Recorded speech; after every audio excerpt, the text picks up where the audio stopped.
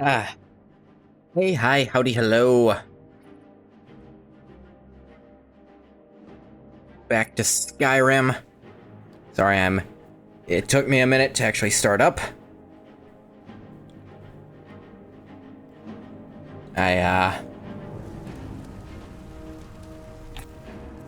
In the middle of something.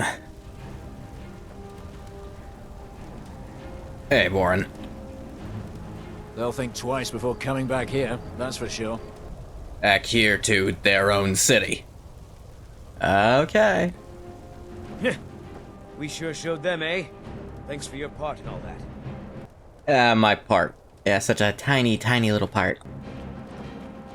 Not like Angoth's the one who literally killed the Jarl.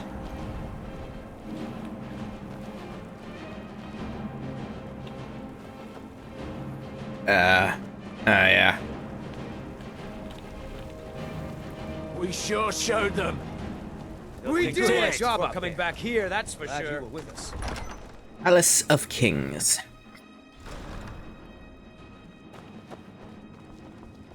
Whatever you've heard I can do is probably true. Yeah. I don't like talking to someone who holds their honor so cheaply. No idea what that guy's talking about. The townsfolk call me captain because I used to be a sailor. Good for you. Come on, Vorin, let's get out of here.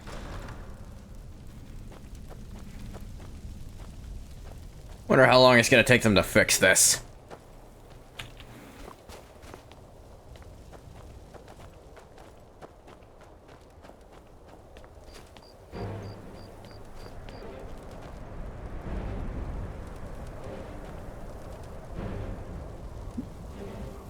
No.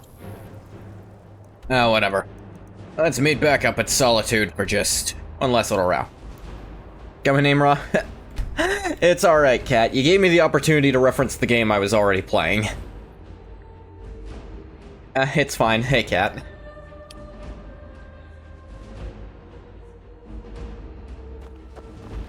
It's fine. It doesn't actually make me mad. I play it up because I think it's funny. The Divines saved me from the streets, and they can save you from your trials as well. They cause my trials. True, I may look the part of dashing swordsman, but I prefer the art of wit to that of warfare. Oh, kabonk. Yep.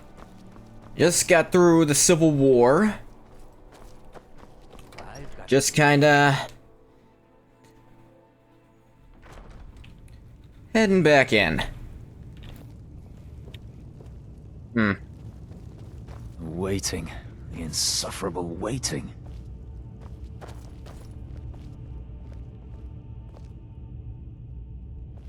Keep an eye out for Boys. trouble. It's only a matter of time. Nerevar, the Oblivion remake is real. All of the anime profile Like it? pictures in my mentions were wrong. Cope and Seethu chronically online autists. That's nice, Keep Vorin. an eye out The for trouble. fuck is he talking It's only about? a matter of time. The Cat, I don't know if you've been here for when, Angoth's old friend Vorin Dagoth arrived. By which I mean, Sheogorath might have driven Angoth slightly insane, and he thinks, his old buddy Vorin Dagoth is here in the form of Dagothor. No one else ever seems to react to him. Other than people who die, but... yeah. Let's see. Tullius said there was something around here he thought I should look at. Can't wait to kill another of Ulfric's boys. Does Ulfric still have boys? He's dead.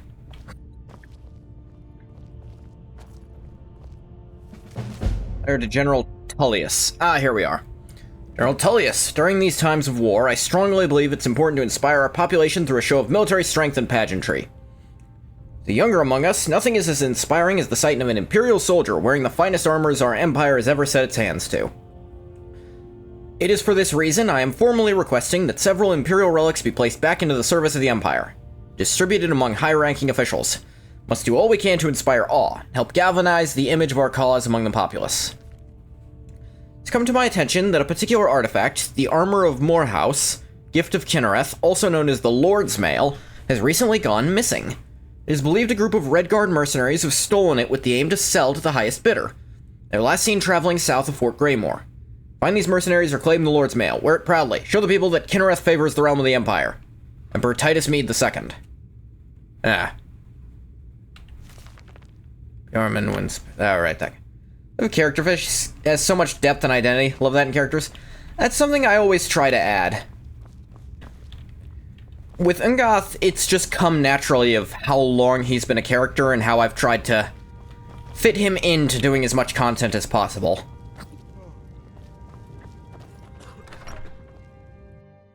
Lightly armored means light on your feet. Smart. Genuinely, he was barely a character in, Arena or Daggerfall, other than Something? loosely flippant, just flippant, sarcastic.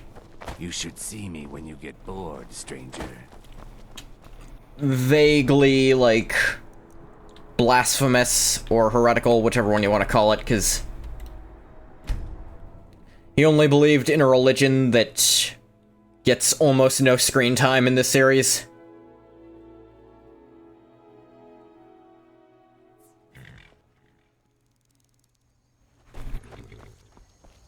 And the ways I had to keep justifying him getting his level reset.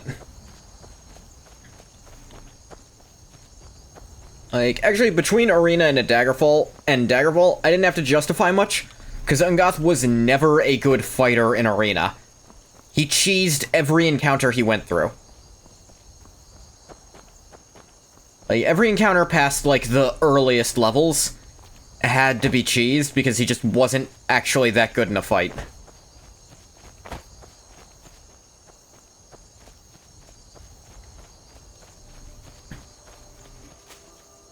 Then in Daggerfall, you just, by nature of understanding to make speed and strength the stats you max out first, you become a monster in melee combat. Morrowind, he genuinely was damn near unstoppable by the end of Daggerfall. So for Morrowind, I had to come up with something. And I came up with, well, he'd be kinda old by this point.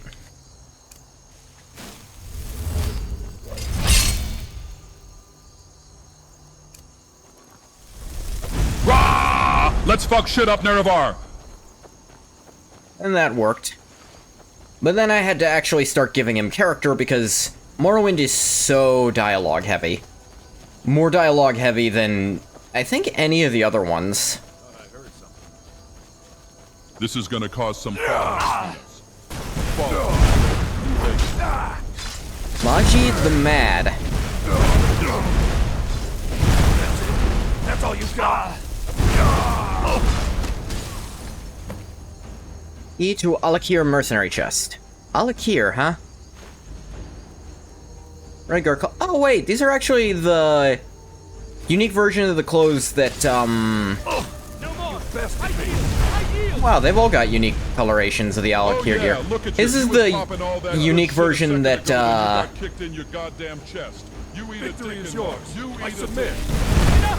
Nazir wears, and the only way to get it in the base game is to do Destroy the Dark Brotherhood, because otherwise he's essential. I'm straight up carrying this shit in WoW. Yeah, cool alternate colors. Some a little washed out, but I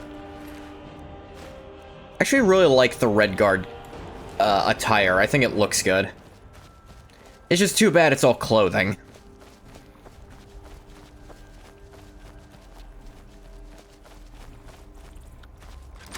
Alright, let's see. The Lord's Mail. Cursed. Majid, please read. That is Oculatus stuff.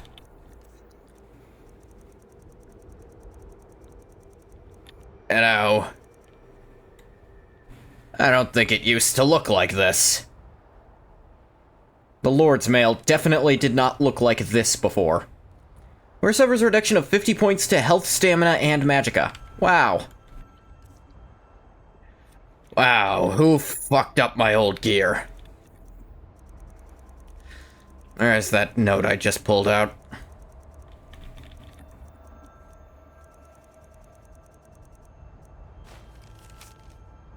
We discussed this armor is extremely valuable. Please protect it at all costs. You and your men should sleep in shifts in order to prevent any surprises. Dispose of anyone you do not recognize. Cannot be found out. Buyer will be traveling to meet you in the coming days. Stand to make a small fortune. You and your men will get the proper cut of the profits, as agreed. Loss of such an artifact will bring disgrace to the Empire. We should all be proud. Please be aware it is extremely important that you do not put this armor on. I did not believe the stories, but when I put it on, I was overcome with an uneasy fatigue. Not tell the prospective buyer about this, lest they change their minds. Let them seek out Kinnereth's blessing themselves. Son of a bitch! The divine I like the least is in charge of this bullcrap. Alright, where was it? Kinnereth Shrine or something? There's one in Solitude I can check. I'll just ask Kine, or whatever the fuck their name is now.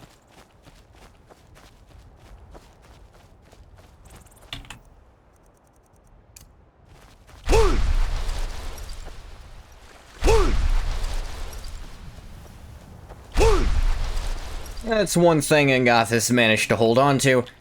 He's not a huge fan of the 7 or 8 or 9 or 10, as Sheogorath put it. It was the 7 or 8 or 9 or 10, or was Azura there too?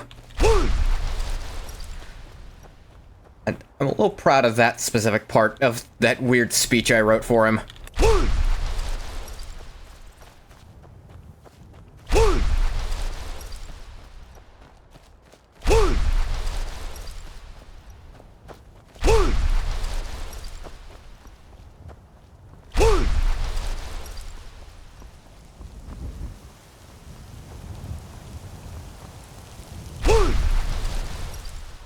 This is fast travel area.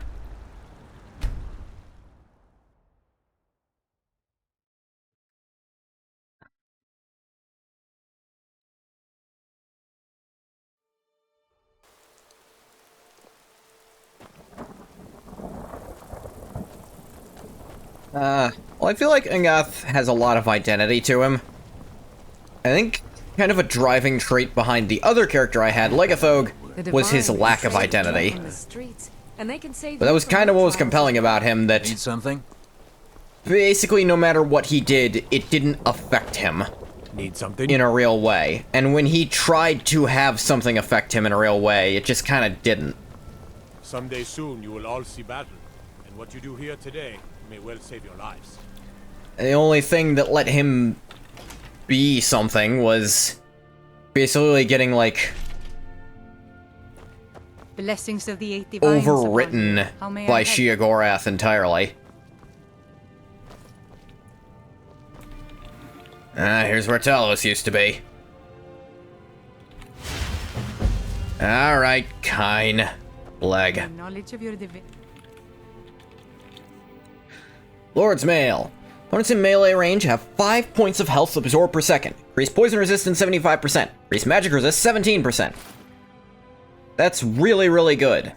Carry us through our daily trials. Why do I have 2 of this? That was weird.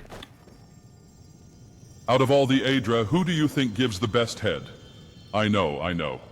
But Dagoth, they no longer have corporeal forms. Yes, Nerevar, I know they don't. I am asking you what celestial body in the night sky representing the Aedra gives the best sloppy toppy. Like what planet up there is the throat goat? Ever thought about fucking a planet? Man, I'll just come out and say it. Marvel rivals Galactus can get it. She can fucking swallow me whole, dude. Steps of the divines. I almost understood what the fuck you were talking about for a minute there. Alright, so the Lord's Mail... Actually see it in the light. It's really, really strong, but it doesn't really look like the Lord's Mail anymore. Looks basically nothing like it used to in the previous game. The enchantment's really good on it. Like, genuinely busted. Drain 5 health per second in melee range. Poison resist 75, actually quite good on Angath. Magic resist 17.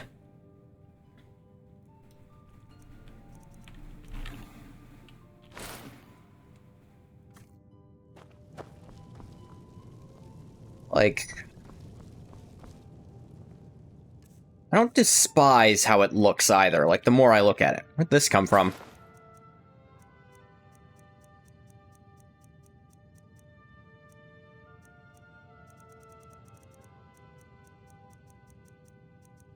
Like, I feel like they wanted you to wear this with the Penitus Oculatus stuff, but they made it... They had to keep it heavy armor, so it looks weird.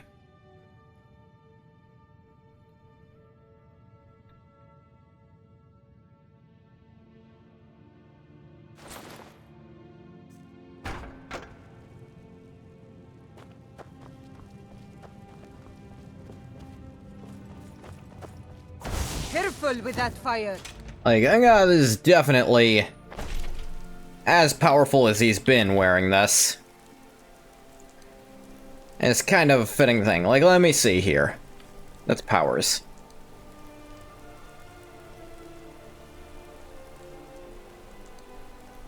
Like, is magic resist should be 40, 25,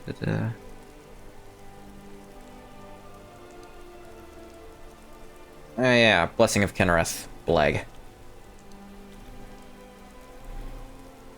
42...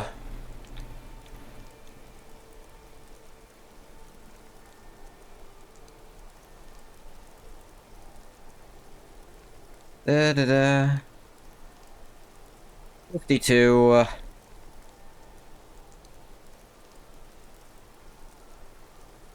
Then I think up to 77% when a flesh spell is active.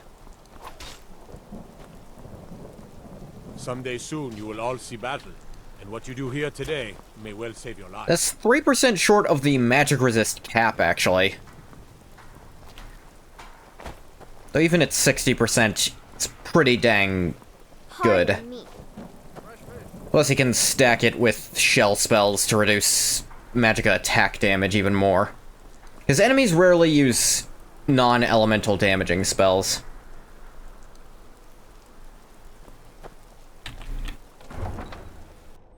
So when it says it drains that health, does it give it to me? Or is it just they lose it?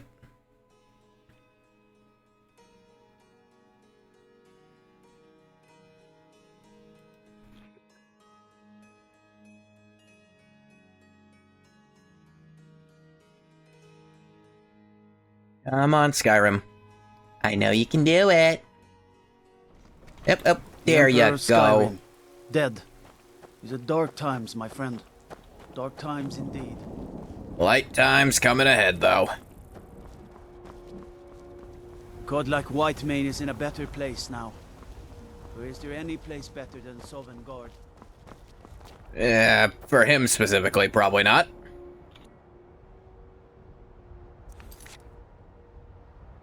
That's right. Should probably check on this before I fuck off for too long.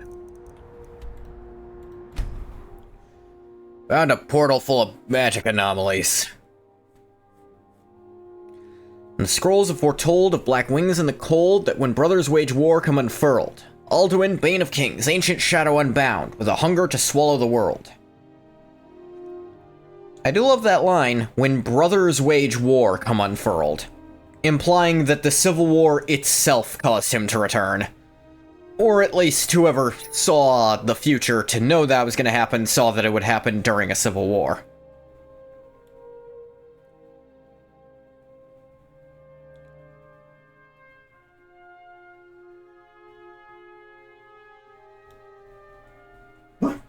Don't. Stop! Stop. Stop. One sec. Yeah, I'm back.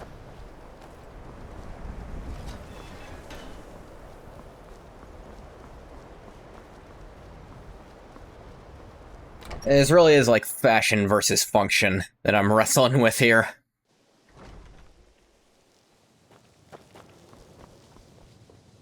Good to see Skyrim still has such took fine care of a people. disturbance. Very good. I'm sure the Jarl will be quite pleased. pleased enough to justify the significant amount of gold offered to the college to rectify the problem. I think it only fitting sure. that the Archmage personally receive a large portion of the reward. Well done. Wait, so that nonsense is in the base game? Mm-hmm. I've never seen that crap before.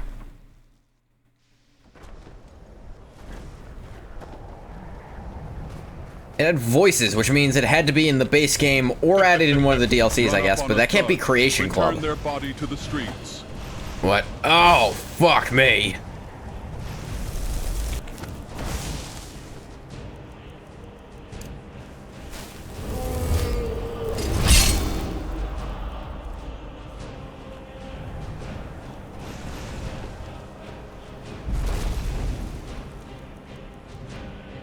Let's just... There.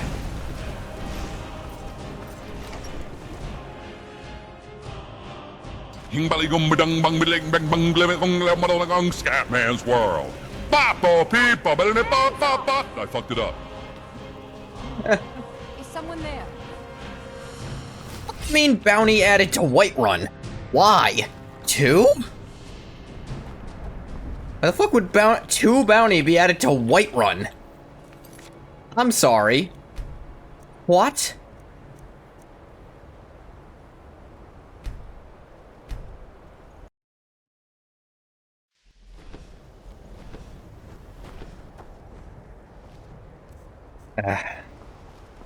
Heavyweight glitch. What a fool you are. Wrong shout.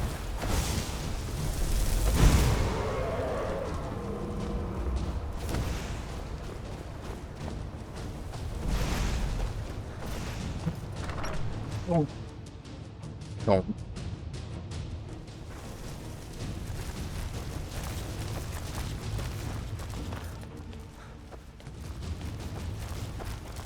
Is someone there?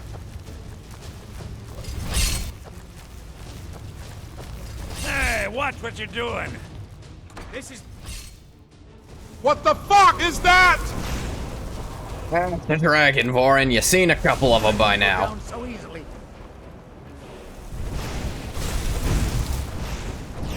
You'll die this day, dragon. I think this dragon, oh, look at the sheer number of spells being flung at it. This dragon came to the wrong neighborhood. College of Winterhold has shooters. They must have amnesia, because they forgot that I'm him. You're outmatched.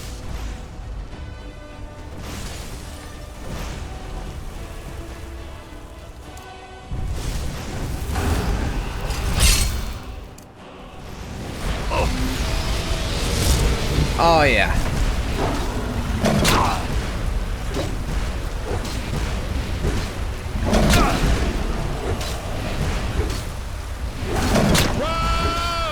Nerazar fucked his ass!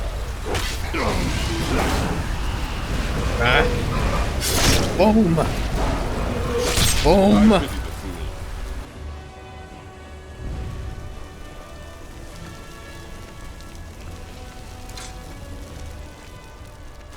fool. Gold.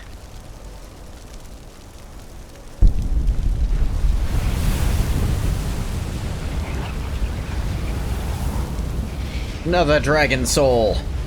I've actually... I've gotten so many souls at this point. Like, let's look at how many shouts I've actually gotten. So I have 25 on me. 26. 29. 32. 33. Dragon Rend doesn't count. Neither does Drain Vitality. 36. 38, because only 2 fire breaths count. 41. 44. 46. 49. 50. These don't count. Only one of these counts. So 52. I think I've killed 52 dragons in total. And I can no longer upgrade the Dragonborn perk tree because of it. I think 50 might have been the cap for that.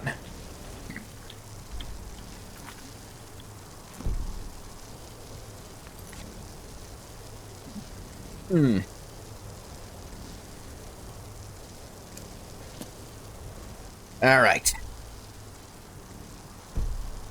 Lord's Mail is... It just doesn't look great on Ungoth, I'm gonna level with you.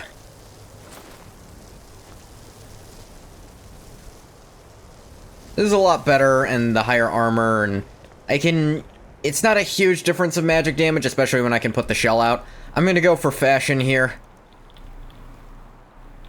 Admittedly, I am also gonna stop... Not by Riverwood, by... the house to put some gear away that I don't need anymore.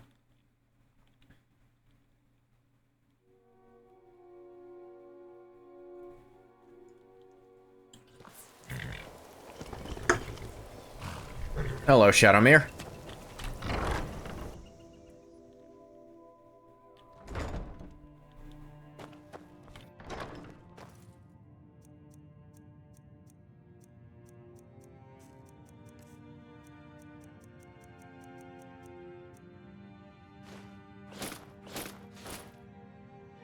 Well, I can't get onto that. It's light anyways.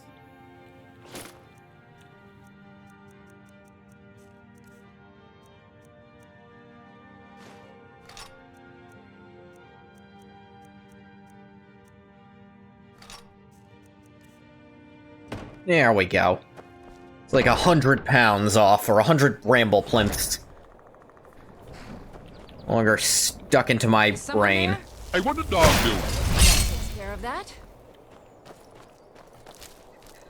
I hope that's wolf-exclusive dialogue.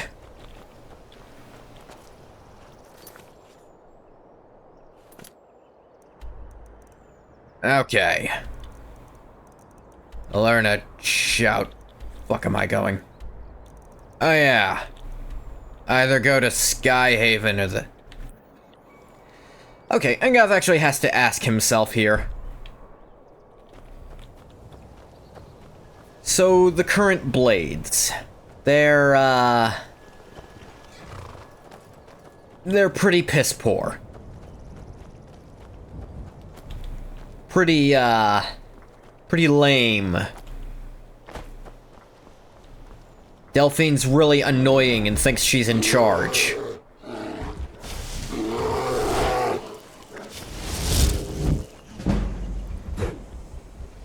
Compared to the Greybeards, who...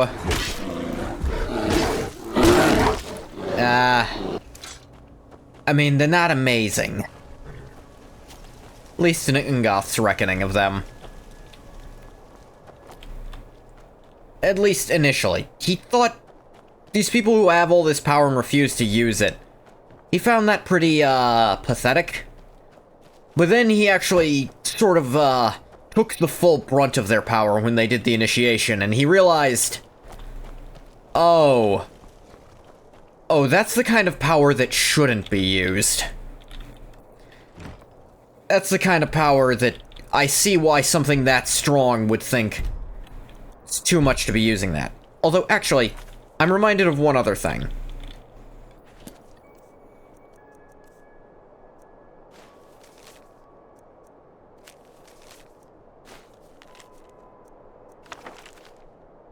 It was a note I got. I forgot to read.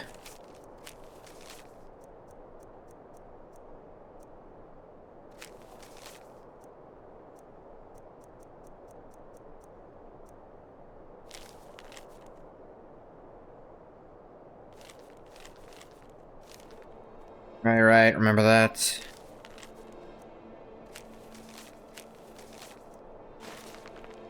Reality and Other Falsehoods is a good one.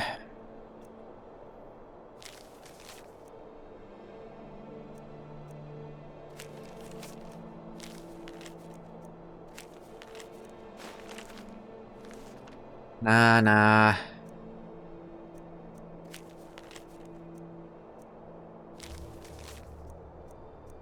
Da-da-da.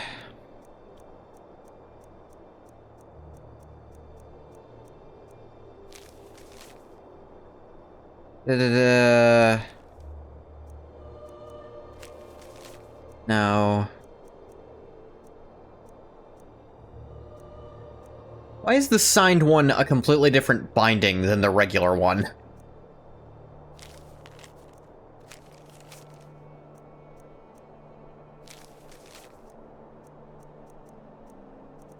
I must be closer to the top, then.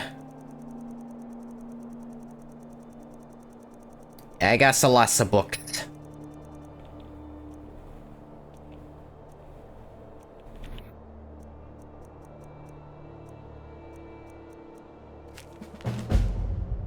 Oh, Quintus Novel.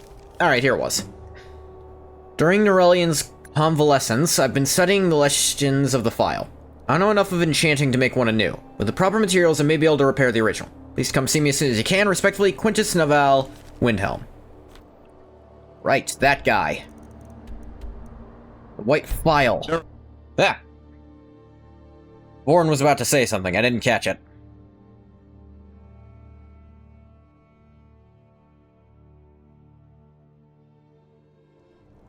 Nerevar, you keep bumping into me like that, and I'll get you pregnant. Bourne, for the last time, that's not how Argonians work. Or Saxiel, for that matter.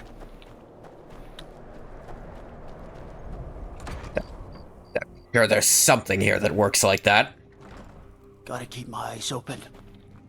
Damn dragons could swoop down at any time. Alright, it's Imperial soldiers now instead of Stormcloak soldiers. My We master took the can place. be a bit short-tempered. I'll never have Master Norellian's skill with potions. I got your letter, and, I mean, Norellian's been doing it way longer than you've been alive, so... Good to hear. You can be a difficult man to find. I can? Hopefully those couriers are tenacious. I've noticed that part, actually. Is that like their one... I need to get a cylinder out of a slightly larger tube without harming the cylinder. I have tried frost troll fat and spriggan sap. Nothing is working. Any ideas? I don't know or care what your dick got caught in this time, Vorin, but it's your own problem. Think you know how to repair the file? I have some thoughts. There are 3 crucial elements. Some may be easier to find than others. On the top of the throat of the world is a patch of unmelting snow. No heat can touch it. Oh, yeah? Then we need the tusk of a mammoth, ground to a fine powder as only the giants know how. The final step is tricky. It requires the Briar Heart from a forsworn of the Reach. That's not that hard. If you can bring me these Nerevar, you know where a materials, dude can the get a file fidget can cube again or be some made whole. squishmallows? I'm trying to pick up some neurodivergent baddies. Tell me about this tusk powder. The ivory produced by those beasts is as hard as iron, but the giants have found ways to make it yield. They're able to grind it down so fine that it can be infused into the lattice of packed snow. Oh. The finished material has the delicate nature of fresh powder snow, but the strength of the hardest steel. Damn. That tells me what the snow's for. The fuck's the Briarheart about? The final tempering of the file was performed with a type of old magic that's been lost since the Dragon War. Ah, damn. The nearest modern incarnation of it is the strange rituals practiced by the Forsworn. Ah. With the heart of one of their Briar warriors, I can lock the file's magic into its physical form. It's difficult to explain to the layman. Forgive me if I begin waxing up. No, you actually... That was a pretty layman happy version. Like, no, I kind of get the gist, I think. Unless you were explaining it very poorly, but... I get what you were going for. Like, the way they kind of lock a person's life into that heart with their weird ritual, you could kind of do to the magic if you have the heart. Right? I'm kind of getting that.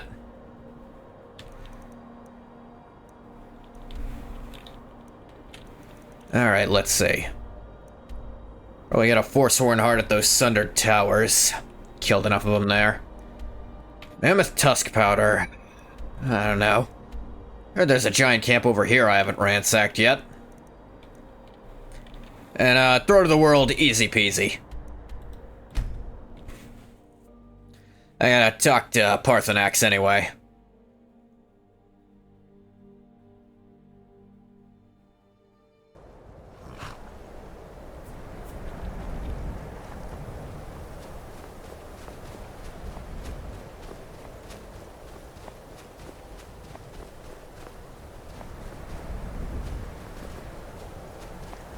Just real quick, need some unmelting snow while I'm here. Then I'll talk to you about that other thing. Some old Test tube broke. I don't know. This is how you gotta fix it. I see something up there.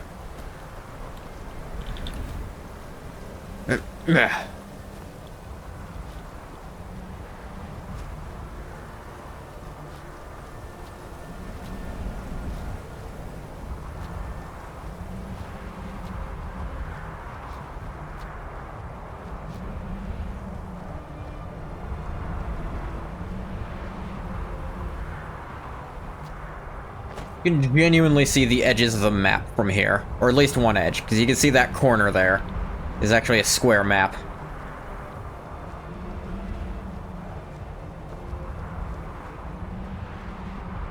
What in the fuck? No, it would never have worked out. I know that we weren't right for each other. Still, the love you have left in this heart rots my very core. It's become foul, corrupted, evil. It's time to let you go. Spend a majority of our lives together, centuries that feel so close. And I thank you for all those beautiful memories. To experience all that Lorcan has created with you has been the happiest moments of my life.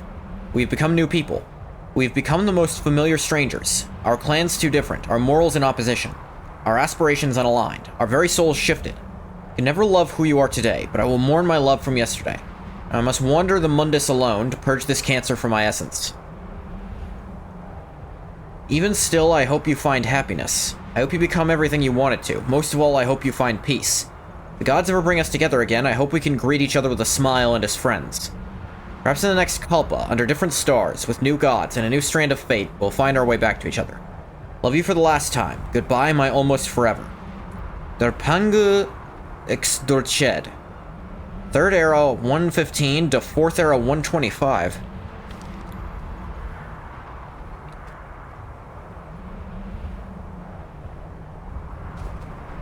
Yep. There goes the cheese. Crap. Picked up the guy's heart at least. Girls? Other? I don't know. Is that a letter from one immortal to another? The fuck was that about? I've actually never seen that before. Hey, there's ebony ore up here. There it is, the notched pickaxe.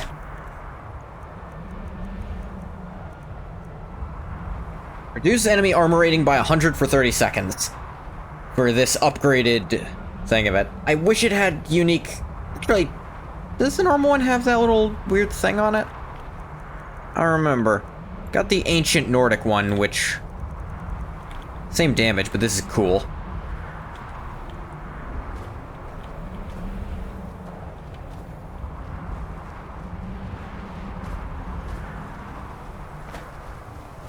Or the next, do you want to know anything about a human heart being left up there? That's fucking weird. I think it's human. I don't think Saxiel hearts look like this. Dremyolok, greetings. So, I need a way to lure a dragon to Dragon's Reach. Plans? Yes. I have been pondering on exactly that question. Lingra mora. I have tasted the voices of Alduin's allies on the wind. Pogan nachlas vokril vachjun. There is one who I remember well. Odavin. He is the one to tell us where Alduin has gone. Okay, sure, that works. Know his name. Does that help me somehow? I forget how little you know of the Dove. You're kind of the only one willing to talk to me. Our names are always made up of 3 Rothmulag, words of power. You see, Parthurnax, a thum, a shout, yes. Why the fuck would he come just because I called him? He is not compelled to come, but the Dove are prideful by nature. Few could resist such a challenge, especially from you, Dovahkiin. That works, Odahviing, actually. He is headstrong, bozik, rash, Even among the Dove, he was known for this. Okay, I'm seeing how this works. He will not resist the challenge of your voice, Dovahkiin. He will come. Now, hear his name, Odahviing. Taste it on the wind, Odahviing. Know it in your sum, Odahviing. Snow of Call Dragon. Hunter, Call Dragon. And Wing, Snow Hunter Wing. Alright, thanks. Odahviing. Odahviing. Odahviing. Cool. A little bit of other stuff to deal with before I tackle that completely, but... Garth wasting. Gal bursting it.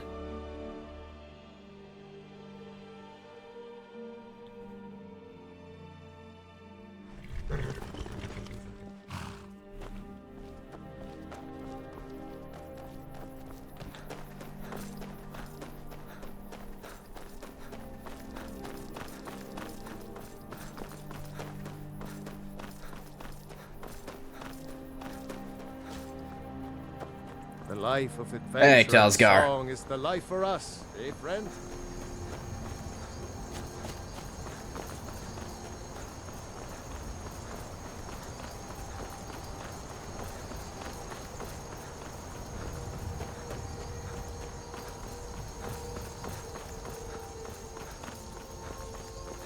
I think there should be some Reachmen over here.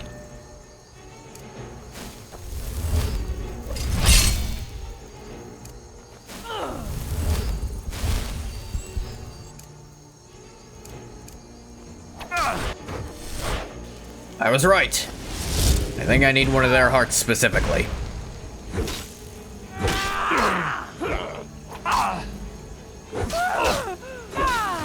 I need to collect all their force feeds. I'm working on a potion. Hear something? Yeah. No. Give me them toes. Ngoth isn't going to do that. I'm just gonna level with you. Not gonna open that quest. Not gonna talk to him about it. Not gonna acknowledge that it's in the quest log at all. I can tell. Is that your best?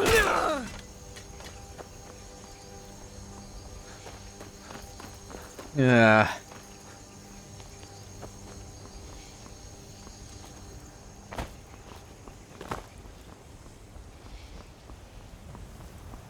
I guess the last one didn't want to fight. They are gone. This isn't where I need to be anyway. Wrong shout.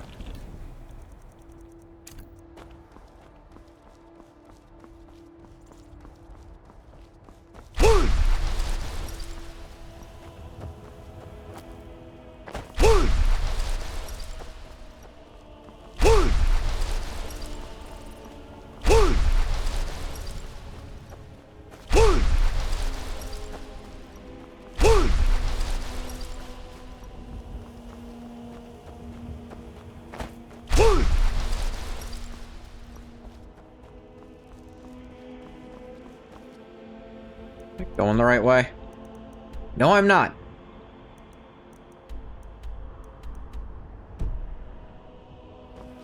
Supposed to be going towards the one that's through a door.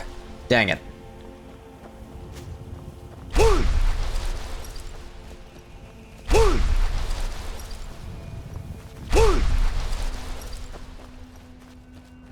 Yeah.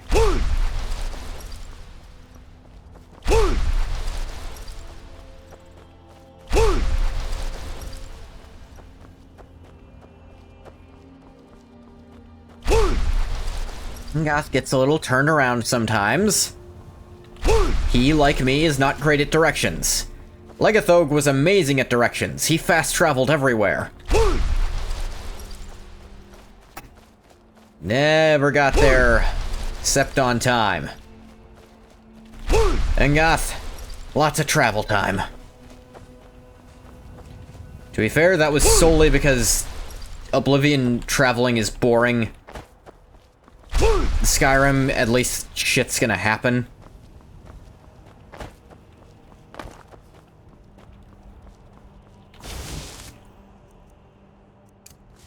Over here.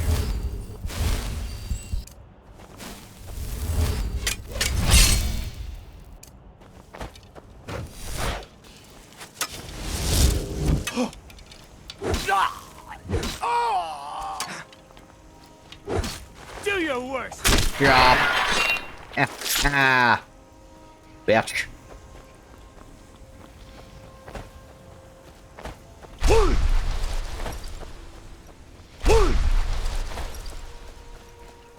Reward. Red Eagle Redoubt, huh? You're as good as dead. Oh!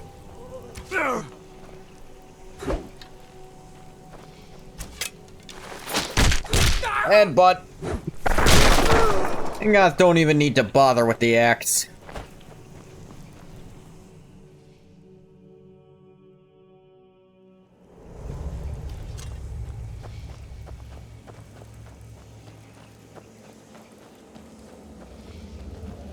What was that? Your mother. Over here. Kill them! Oh, Nerevar!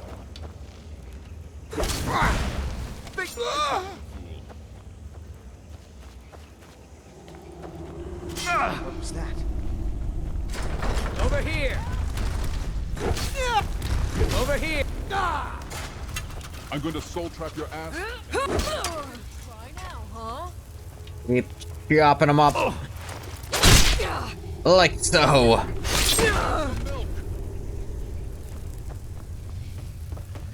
Forsworn don't have money. No reason to bother, looting them. I'll admit, I've never done the white file quests. Like, I didn't even know about... I'd never done the first part, and I didn't even know about the second part. You have to do a bunch of the main story to unlock. You have to have gone to the throat of the world at least once. Wait a minute, I was up here earlier. Damn it, I'm terrible. You win. I do win. I'm gonna put you down. Yeah, let me know when you get around to that.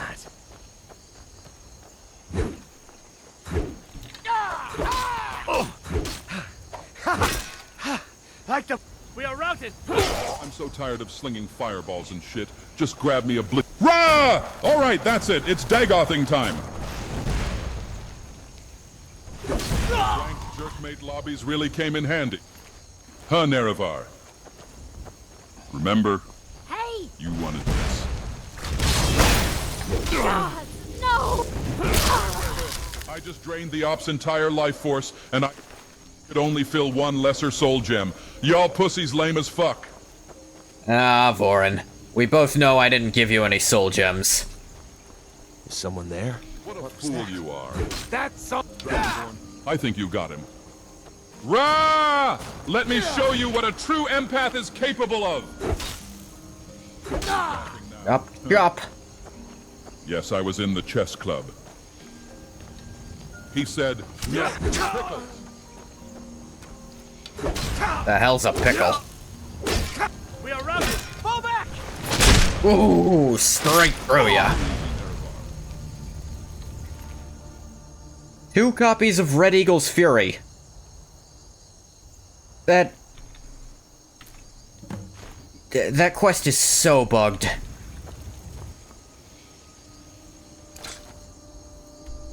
Okay. Somewhere nearish here, I guess... Honestly, Whiterun's probably the best way, because I think up through here is a path. Get back to Karth Wasteland so I can fast travel.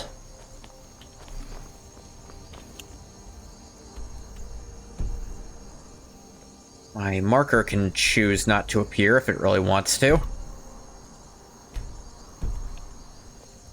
It's fine, I didn't want it anyway. Ow.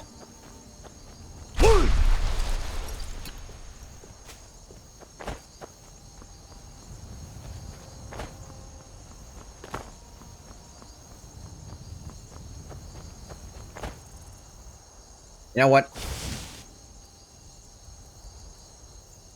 Have this spell for a reason.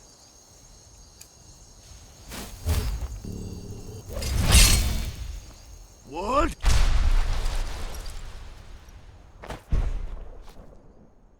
Doop boop doop boo doop doop ba doo doo. Boo.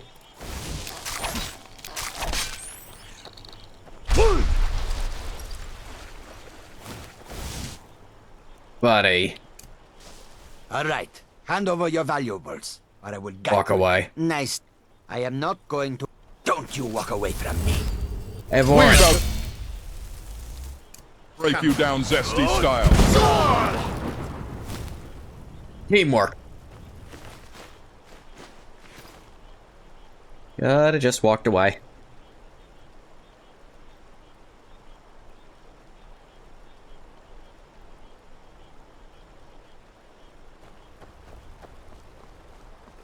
Ah, Mike the liar. Mike was soul-trapped once. Not very pleasant. You should think about that once in a while. I don't soul trap people or elves. Nord's armor has lots of fur. This sometimes makes Maik nervous. Not me. Now their scaled armor, on the other hand. Some say Alduin is Akatosh. Some say Maik is a liar. Don't you believe either of those things? Maik is tired now. Go bother somebody I mean, I know Alduin isn't Akatosh. He's straight up called himself firstborn of Akatosh. Not what Akatosh himself would have said.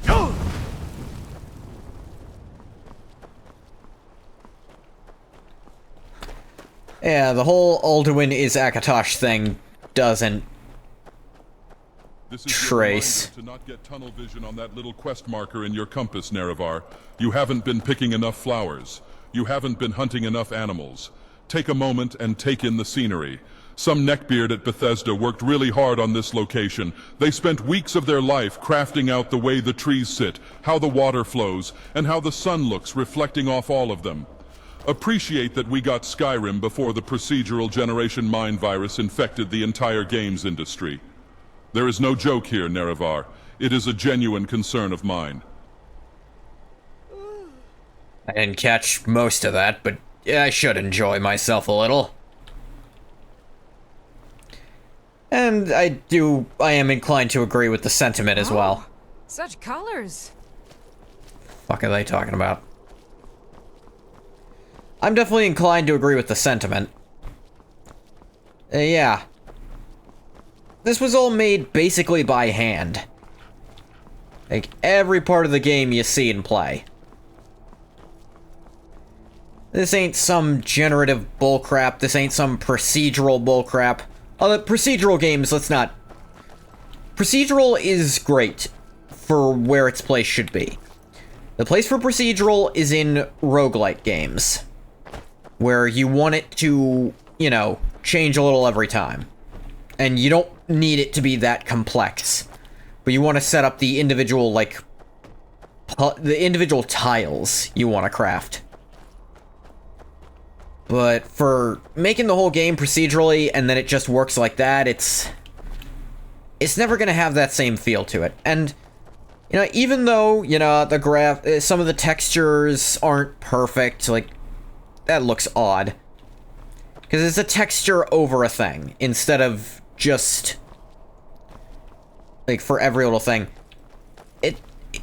Like, look at this environment. Look at this. Huge hill there.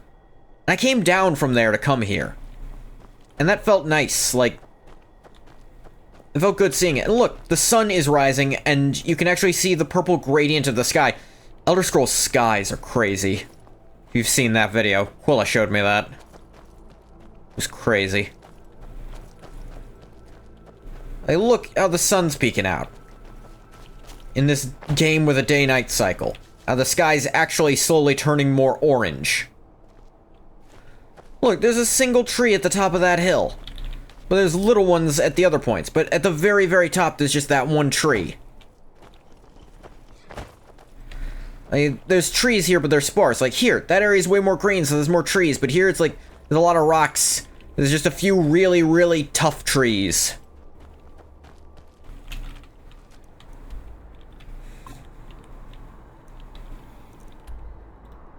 It's an art I hope doesn't stay lost.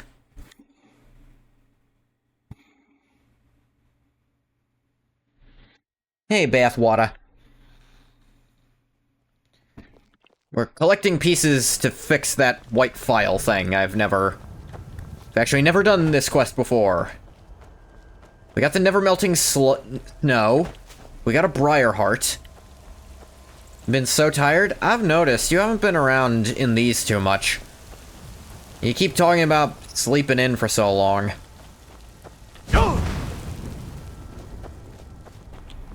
Like, look at this, like, area. It's not just trees, trees, trees. There's some trees out here, but it's mostly open. And these big old walls. Would you guys consider jacking off to be a sport? What? I don't know about you motherfuckers, but I consider that shit to be a sport, okay? If people can sit back and label goddamn golf, which is the boringest fucking sport in the world, a goddamn sport. If you can label that shit as a sport. If you can label goddamn fishing as a sport, I know damn well you can label jacking off as a sport. Like, think about it. What the fuck athletically are you really doing in golf? I mean, those at the very least you can, there's at least some level of competition to them. Golf is more about the ability to control than... golf is, to some extent, about how far you can make the ball go, but then once you've gotten it as far as it needs to be, you need to work on control, hitting it to an exact distance. It's about precision and power. It's not especially exciting to watch, because it was taken over by boring people. Competition? Well done, Bathwater.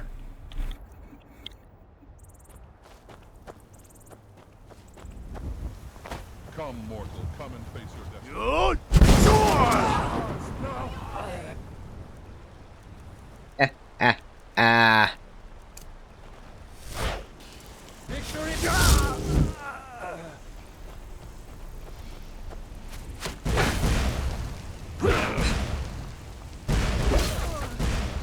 Bandit Chief, you say?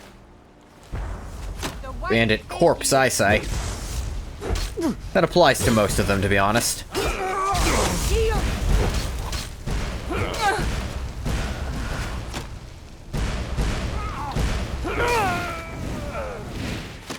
Angath put on his good gear again, and he realized he didn't need to be leveling up all that other crap anymore. And here we are. I wonder if I'm high enough level for the Ebony Warrior to start. No, that's level 80, isn't it? I don't know if I'll be able to get that high. Like, that's a real investment. Maybe if I grind out a bunch of stuff off screen. By doing some blacksmithing grinding. And enchanting stuff.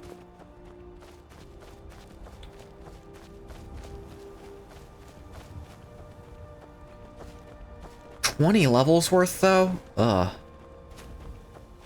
Is that when the Ebony Warrior starts spawning? I don't remember. I'm actually gonna look that up real quick.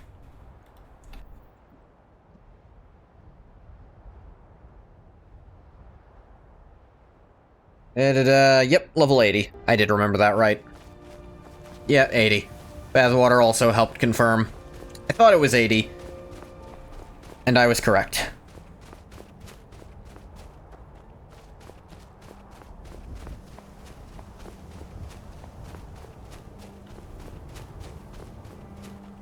Hey, I'd like to buy bone powder from you. Well, you don't gotta be a dick about it. Fine, you wanna go, we can go. Spent all night playing Dawn of War? That does remind me, on Epic, Total War 3 Kingdoms was free, so I grabbed that.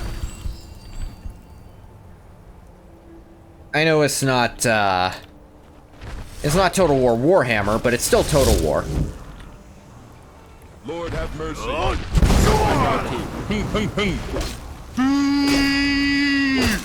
Love whirlwind tanks. Need to remember to stop searching giants. They always have a lot of gold on them, just other things also there that are gross.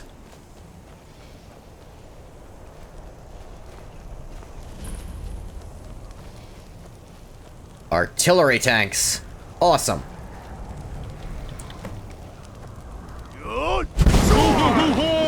It is time! I'm all for war crimes, Nerevar, but that was a little too much, don't you think? Oh, please, he had it coming. Ew. They make a lot of cheese. 8 skeever, that's kind of respectable.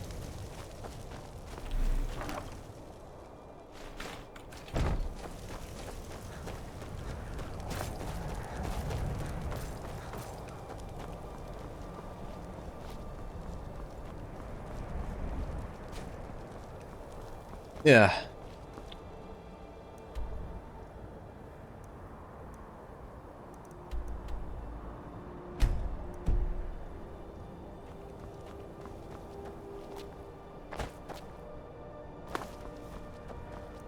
Get back to Whiterun. I can then go to Windhelm.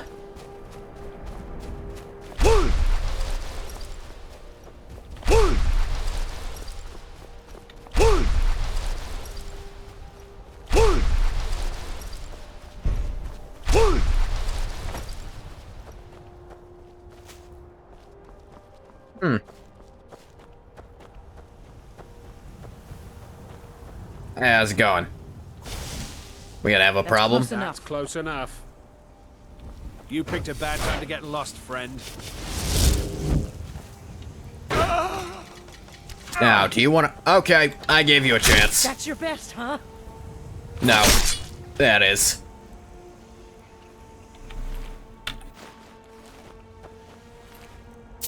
You saw Angoth, he gave them a chance. Screaming less.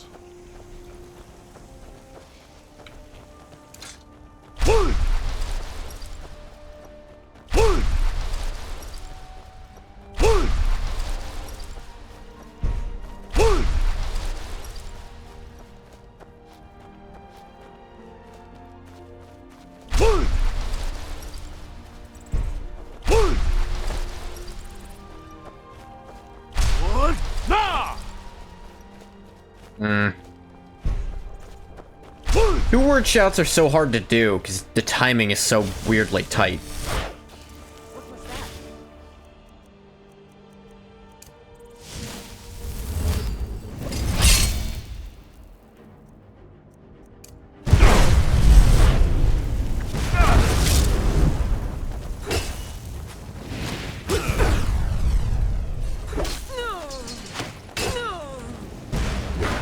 I love when you kill them through a block.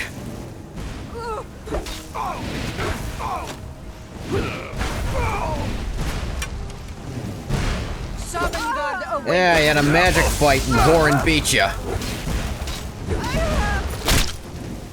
Boom! Men like me would not exist.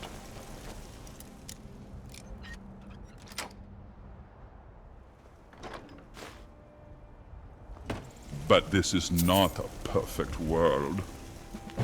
Of course, trade notes. What? New source has been a real boon. Skimo poisons, black soul gems, you name it. Got a line to a wide range of goods and even wider range of clients. Reminds me, someone needs to tell Akari she can stick her bottles of sugared cat piss. We're done.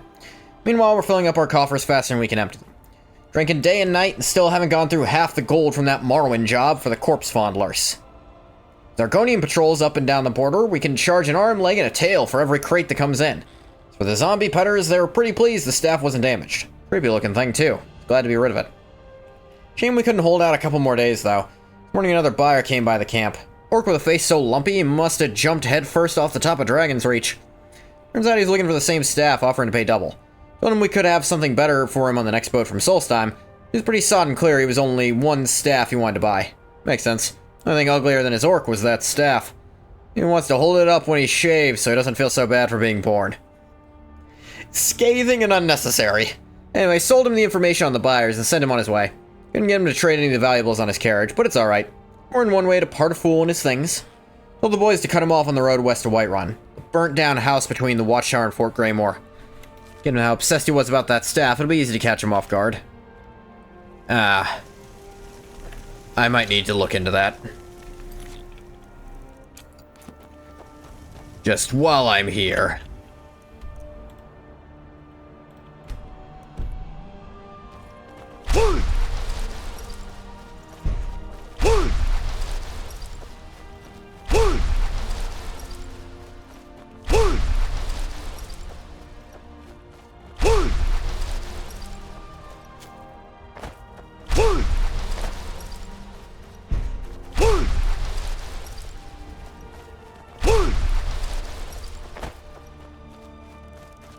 Consumed.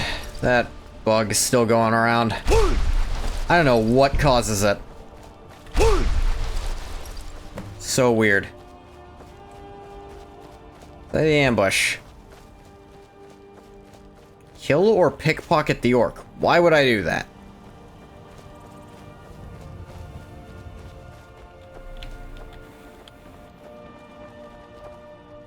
Your crown. Gods, it's made of Ethereum. Pure Ethereum. Where did you find it? Tell me. I made it. What? You found the forge? The Ethereum forge? I didn't say that. I had some help from Katria. Katria? Katria, No, whatever. No, that's not possible. You know too much. I can't afford to let you live. Guards! Never should have. Kill it! You guys serious? No! You want to try that again?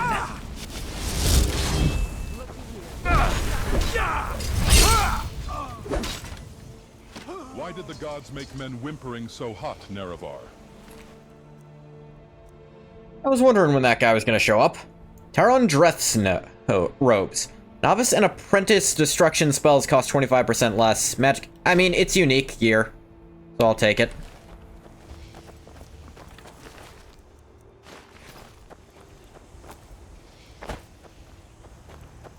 You ready to go night-night and wah?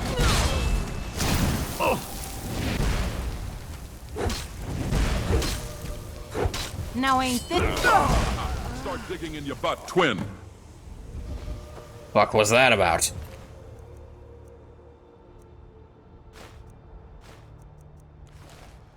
I was just gonna talk to the guy. Say, hey, I think people are gonna ambush you. You already knew, but I thought I'd say hi anyway. Dozen balls of skooma, Delvin, Mallory, and Riften. 57's in a favor, knowing Delvin the discount is worth it, at least this time around. Staff of Hasadoki, Void Salt, Soul Gems, Bone Meal, Vara, Olenveld, and Lushak Graragdam, Bertelshin Pass. Golden Gems for now. Tough sneaking in some of the items on the list, but the zombie lovers were happy with the haul. Say they're trying to open a portal to something called the Soul Cairn. There's loot to be had inside, might be a good idea to line up some buyers. Kane and Book. Dagger and some farmer clothes with the blood still on it. Kane was a foot short, served the bastard right for not paying in gold. When he wants better service, he's gonna learn to fight with his eyes open.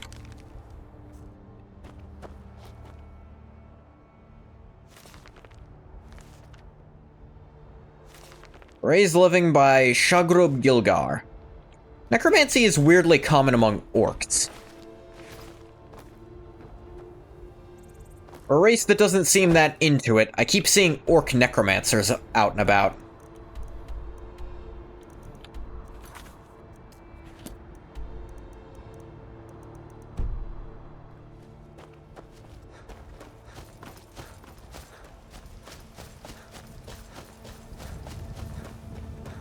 Like, I guess Malakath... Is Malakath anti-magic? I don't know, most followers of his don't seem very magically inclined outside of, like, alchemy.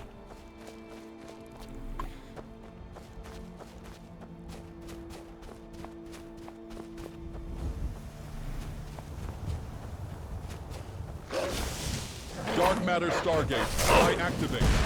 Limited.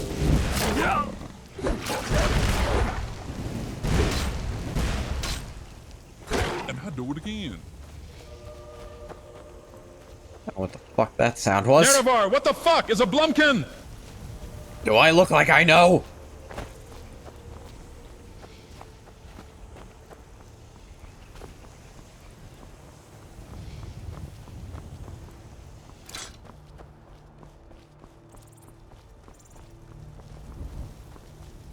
I actually don't know what a Blumkin is. Completely lost, just like him.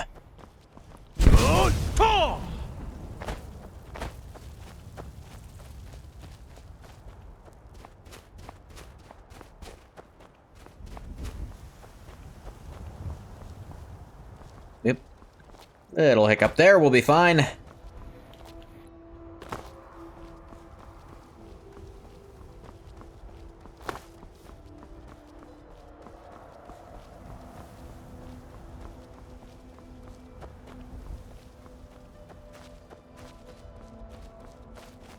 This cave, huh?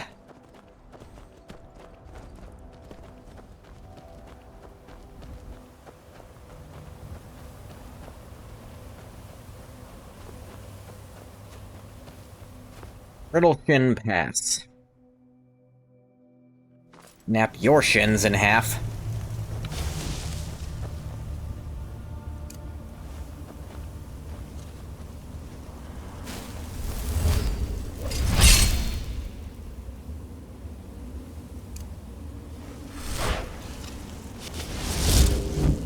I am a god. How can you kill a god? Bone men. Trishkan was right all along, Nerevar. I can't say I've ever seen a skeleton that looked like that before, and also where did it go? Oh! Chat! I'm locking in! Was that all they had? Really? Borin! You shit. What was that?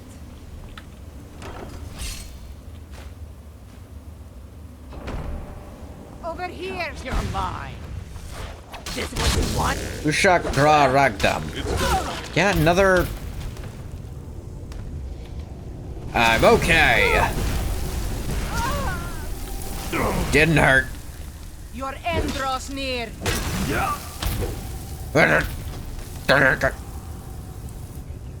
But I'm okay. Yep.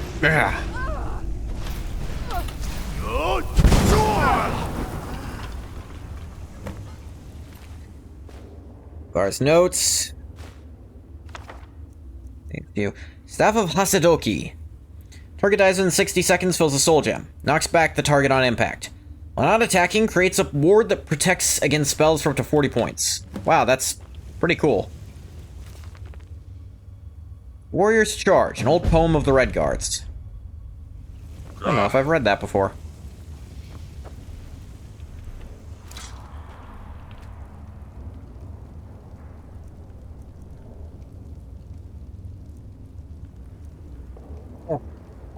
I'll be right back. Sorry about that. I'm back. How long was that? Too long. Hey, Quilla. Sorry you came in while I was... something. Like, a guy was doing stuff, and then he came across... keeps coming across letters, and... Too long? That'll do. Hey, one of Manny's shrines.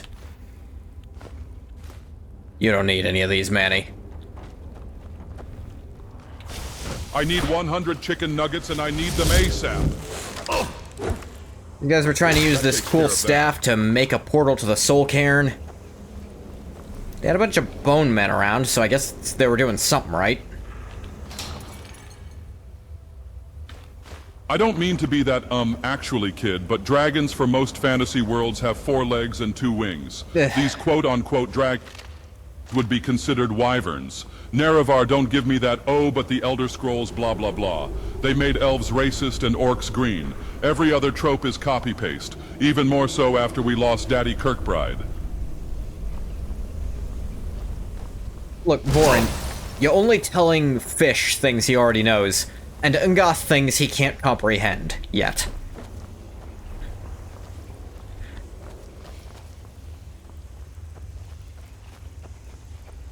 Had a weird and tiring week, and it's only Wednesday.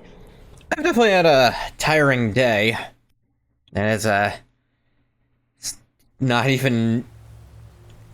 I'm not even halfway through my first of 2 streams.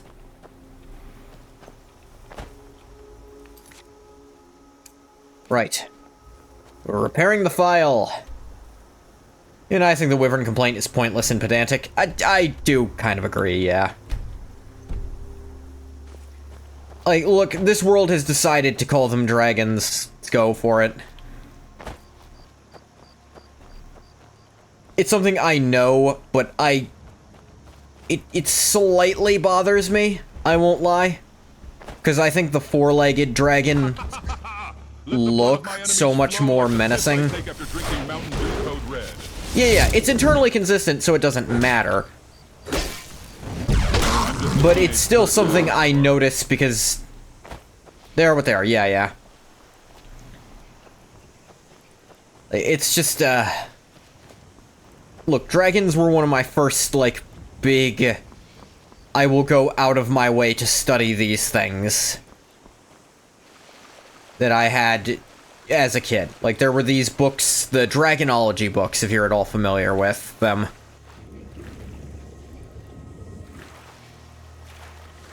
They were...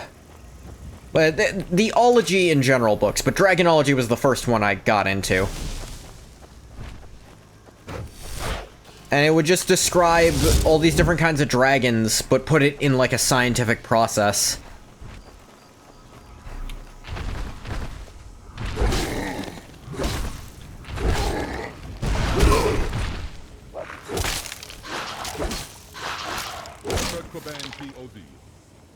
What they could do, which might be interesting and resolve some of the plot holes introduced by Skyrim, is introduce 4-legged dragons in later games, more mundane animals, more akin to the dragons described in lore before Skyrim. Could be interesting. Call them wyverns just to be funny. It would be funny. Annoying also, but funny. What they could do... What are they called? There's some kind of thing... I can't remember what it's called off the top of my head. Where it's essentially a dragon without wings. They're usually, like, horse-sized. Oh, by the way, I also went out and got the Lord's Mail. If it looked better on Ungoth, I'd be wearing it, but... Fuck was that? Streamer mode is enabled. Why did I get a notification?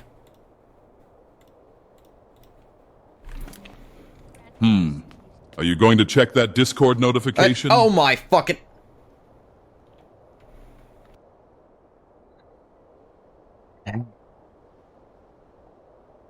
God damn it. God fucking...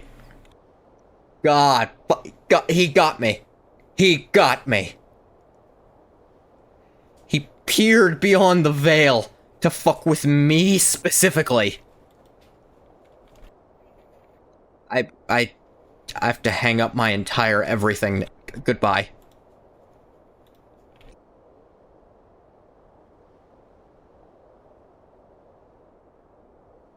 Okay, I've calmed down. Spare a coin for a poor old woman. Yeah. Basically, you're having this discussion a few days ago. There's no way to rectify the dragons of Skyrim from the dragons of lore before Skyrim. 100% fundamentally different. So, does the Thuum being dragons speak, does that bother you? Or are you fine with that because it's like... It just was never mentioned what the... Like, what shouting actually was. and this was a fun answer to the question. We know it was a unique magic, and it's supposed to be more common than it is, but to be fair, it was an older book.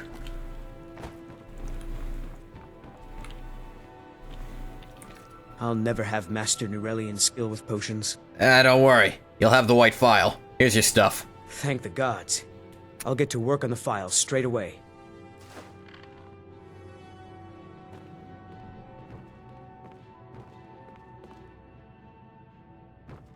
Orin, you're being very rude. There we go. Doesn't really bother you? Some people it bothers a little, but I feel like that one's fine.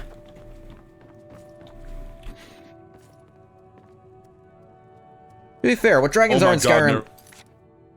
No. Or my dog was making throaty noises. What dragons are in Skyrim doesn't really bother you either. I think the idea that they're divine shards of Akatosh is actually pretty interesting. It's pure retcon which cannot be explained in any way. I gotta tell you about this. I've been laughing my ass off all morning thinking about this Nerevar because it'd just be so fucking hilarious. Oh, he's doing this again. What if we had sex like we were a boy and a girl, but like we aren't Nerevar? Wouldn't that be really funny? Wouldn't it be fucking hilarious if you put girly clothes on me and bullied my ass, Nerevar? What? Heh. I'm giggling, Nerevar, because like we're both straight, but like it'd be really funny, huh, Nerevar? Just bully the shit out of my tight twink ass in a pink skirt. Ha ha ha ha ha. Orin, shut the fuck up. He is gone. But thanks to you... Yeah, sorry, Vorin fucking ruined that. Not in vain. As am I. Yeah. You acted very nobly in helping my master realize his life's work. Thank you for that. As for myself, I've always been content to simply be an alchemist. I fear keeping the file would just remind me of Nurelian's obsession and how it consumed him. Here, keep it. You are as much a part of its legend now as Corral Mill was. I mean, you fixed it. That's gotta count for something. Desired. Now, how would you like me to daily align the boyhole file's inspections, properties? Nerevar. I'm not as skilled as Corral Mill, so I'm afraid it will only ever refill with one type of liquid. I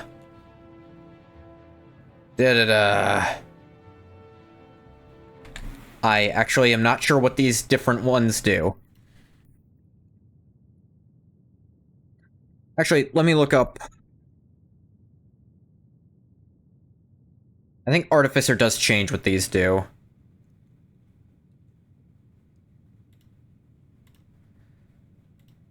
Let me say, the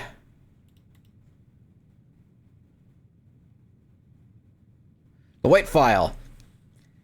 Bring me fortune, better prices for 5 minutes. Nah. Protect me from magic, magic resist. Nah. Weapons armor rating. Meh. I think just fortify my health, probably.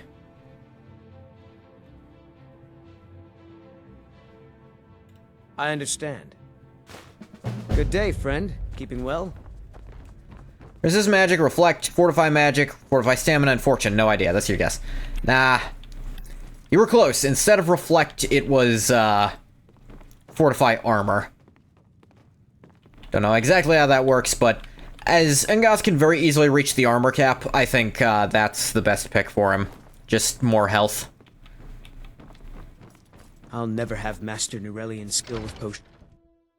Yeah, but you have something he'll never have. Potions, but I've being also alive. How to craft magical items. Don't really bother with fortify health, stamina, magic effects in these games. Good thing you I mean, Nurelian. Retrieving the file for him before he died. Man was obsessed. Fuck, you already hear about that. Few temporary points in those attributes doesn't seem worth the squeeze. Yeah, you're not wrong, but it's the only one there that would really do anything for Ungoth. And we're talking purely about temporary things, because, like, the Galder amulet kind of just is the best amulet in the game. Because that's 150 to your base stats. 50 stamina, magicka, and health is hard to beat. Hell, even just 50 of 2 of those is hard to beat. But for an all-around character like Ungoth, who uses all 3 stats, it's... I can't think of a better amulet. Always thought the Galder amulet was pathetic in the base game. I forget what it does in the base game.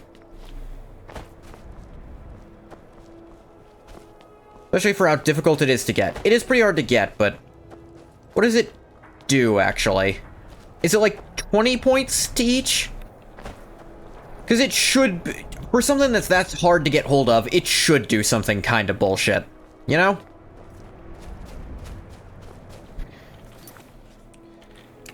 $30 points. 30 points is almost good enough, but 50 is where it's like, yeah, this is really, really good. But if I wanted something more specialized for my build, like, if I wasn't running a generalist build, it might not be as good. Like, if I was running a full-on necromancy build, the necromancer's amulet would be better. In artificer, I should say. Because just an extra zombie, pretty damn good.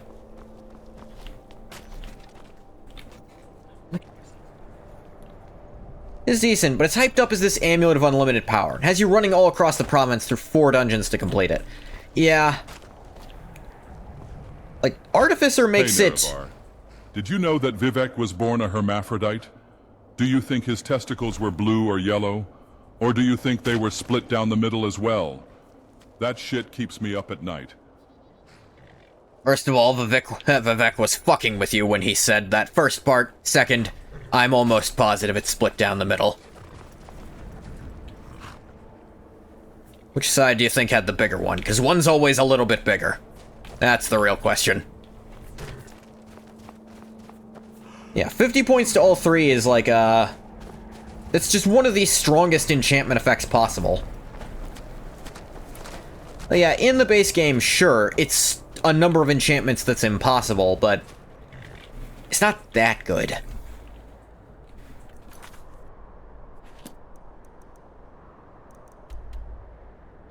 Okay. You're who we're going for next, Alduin.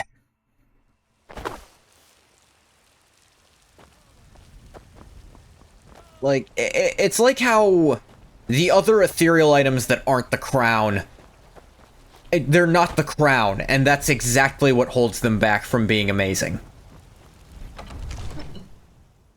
Because the crown lets you do some absolute bullshit. In fact, you can start the quest without the college, but not finish it without joining the college is so ass. Terrible game design there. I don't know. I feel like you've praised a very similar thing in Morrowind before. Or, nah, I guess if you could go to the ruins and find that amulet without being part of the college, then you'd praise it. That's more what you like about Morrowind.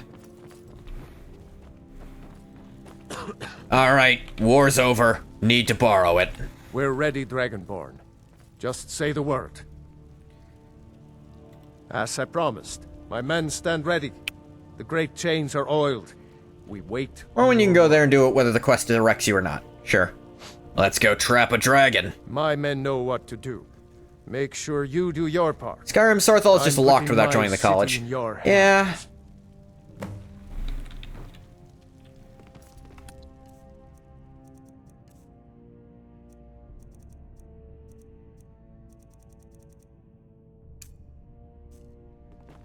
Unless you join the college, which you also will not be directed to do by anything. The quest will sit open for... Yeah, that is true. Like, there's nothing that actually indicates that those are related. You do have a plan for luring a dragon here, yeah? I've got one.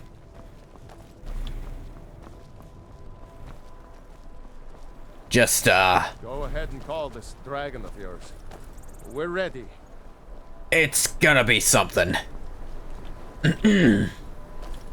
Boren, be ready.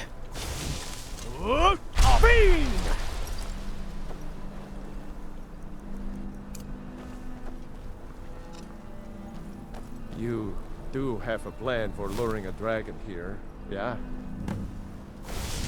Yeah, give it a minute. Travel time.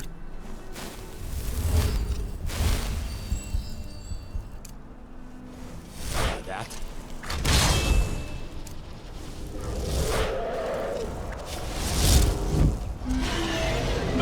Whoop. Up. And... perfect form. Never should have told us. Honey. You You got a big storm coming. Steady now. Keep under cover until it's down. Bringing it down. Be ready. It's gonna land. An RPG should not give you a quest. Let you complete 2 out of 3 objectives. Then you have to start a completely separate quest line just to get access to the dungeon for the 3rd objective. You don't want to join the college. Yeah. Now wait until he's well inside. Help Nerevar! They're treating me like an Argonian! Shut up! Oh great, just what we needed. Bigger fucking Argonians.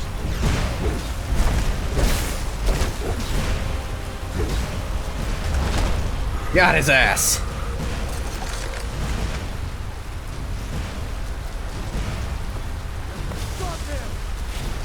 Need.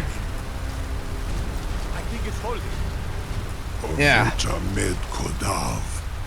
Caught like a bear in a trap. To be fair, you don't usually have to fight the bear. I'll take that as a compliment. I forget. You do not have the Dova speech. I got some vocabulary, but no. My eagerness to meet you in battle was my undoing, Dovahkiin. Yeah, sorry, Dragon Ren's still going on. Low cunning in devising such a Gramindol stratagem.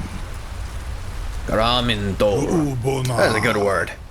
You went to a great deal of trouble to put me in this humiliating position. Yeah, but you killed a guy, so we're even. Sir Alduin, No doubt you want to know where to find Alduin. Oh, for sure.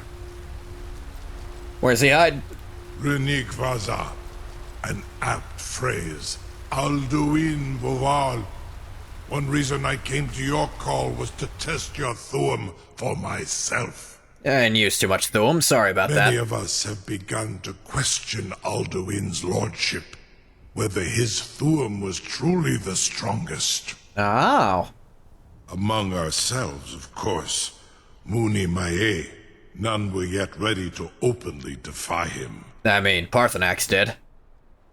Tell me where to find Alduin? Once Lord Croesus. Innumerable pardons, I digress. He has traveled to Sovngarde to regain his strength, devouring the Silesure. It's interesting. Croesus can mean story and also suffering. Jealously fascinating. Guards. His door to Sovngarde is at Skuldafn. Like, I will suffer for that, almost saying it, as a way of apology. Mindoran pa ok midoven avarantil. I surely do not need to warn you that all his remaining strength is marshaled there. To Ulost Ofan Hinlan. Now that I have answered your question, you will allow me to go free? Let's see.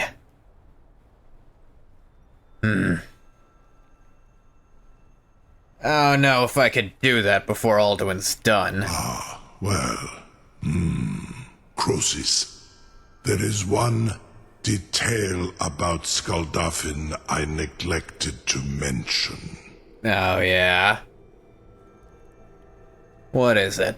Only this. You have the Thuum of a Dova, but without the wings of one, you will never set foot in Skuldafn. Of course, I could fly you there, but not while imprisoned like this. Okay. Seem to be at an impasse then. Indeed. Or in Britbro. I cannot leave here until you defeat Alduin, which you cannot do without my help.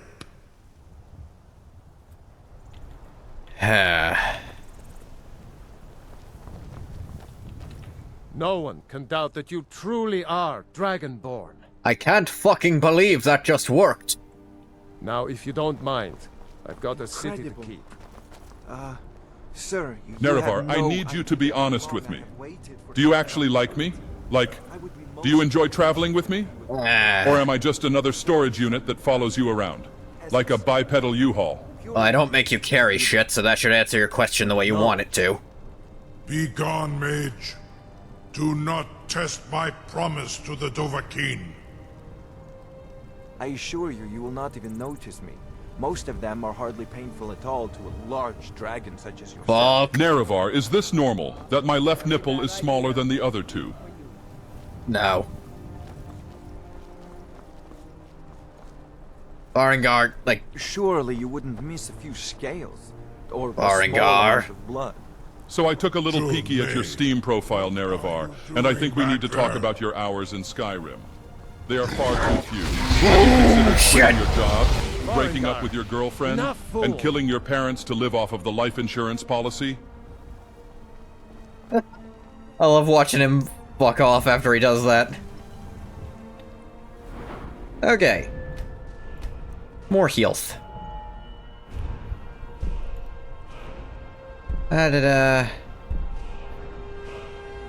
Honestly, I might just get Mystic Binding for more damage. Because I am primarily relying on that for things, and maybe Chaos Binding later. Alright, Balgruff. I'm gonna do this, and let's just... Something to tell the grandkids, eh? Yeah, going, oh shit, like, he hasn't stood the full blast of Dragonfire dozens of times and felt nothing. Like, he doesn't walk through it to hit them harder. Like, fire, that means you can't defend your uvula! It was more, oh shit, is he gonna set the entire building on fire and I'm gonna have to drag these morons out one by one? Open the trap. You sure about that? You want to let that dragon loose after all the trouble to catch him in there? Yeah. Your funeral. Someone else is gonna have to help you get him back in there again. Yeah, I don't think that'll be necessary. Alright, remember, Odahviing, I will chop your head off if you open up. This is all part of the Dragonborn's plan.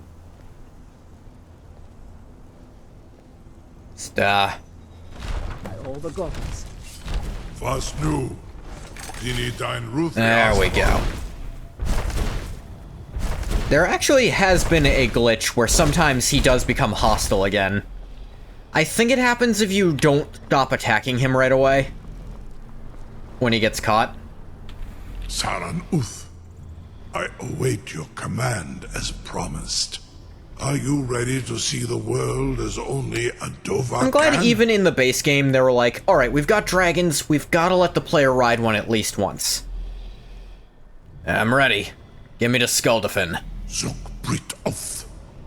I warn you, once you've flown the skies of Kaizal, your envy of the Dove will only increase. Amativ, you grab the horns.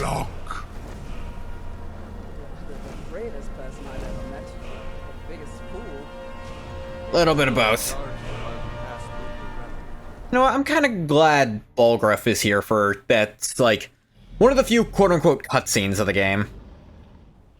This is as far as I can take you. Griffboth Akrin. I will look for your return. Or Alduin's. Too bad Vorin couldn't come with me. I know I could summon him, but I kinda don't want him here to fuck with the everything, narratively.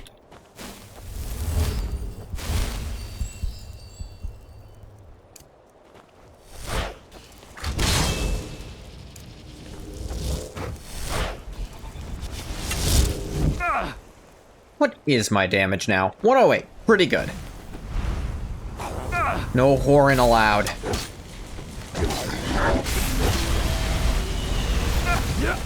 Yeah, you know what? Adrengoth stood right there to no damage. He's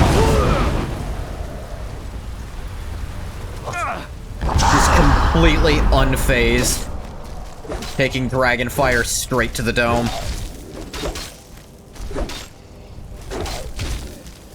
It's actually a pretty substantial damage buff.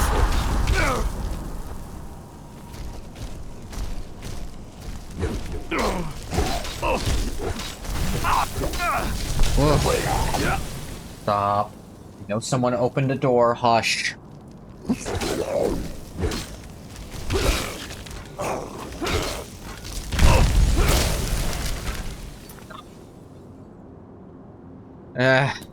Doggy.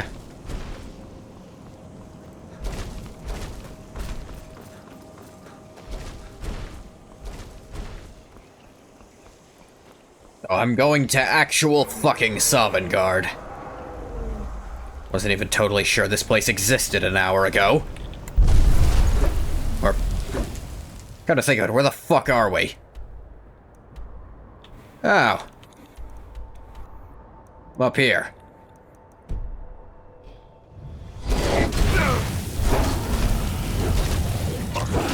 Oh my god, that ice breath literally didn't hurt Ungoth. Yeah, Ungoth can totally use two-handed weapons one-handed if he wants to.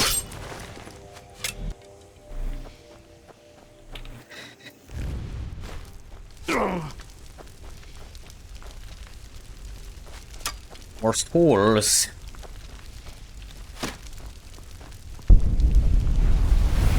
Oh, that's that good shit!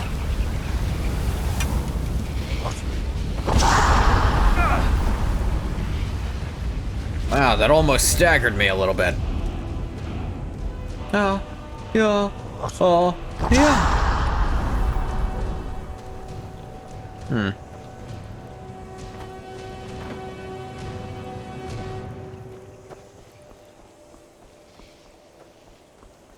Thought for sure that was the way up. I was incorrect. Did I miss something up there?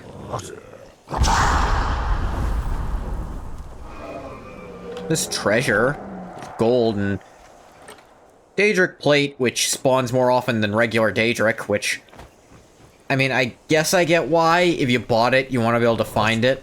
But at the same time, like...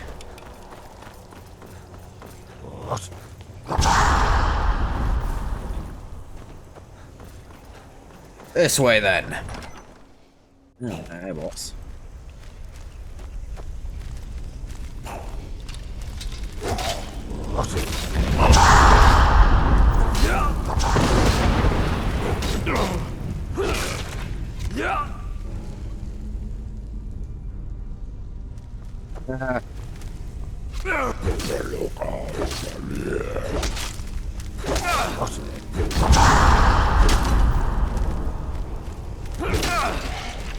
My god.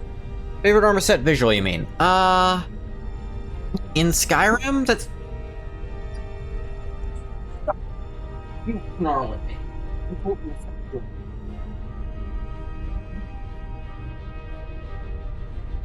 Dog will not let any sound go by without doing it 4 times as loud in response.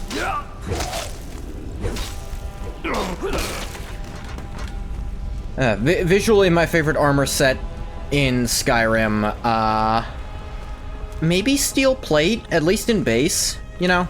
Not counting any Creation Club stuff. Steel plate's pretty damn cool.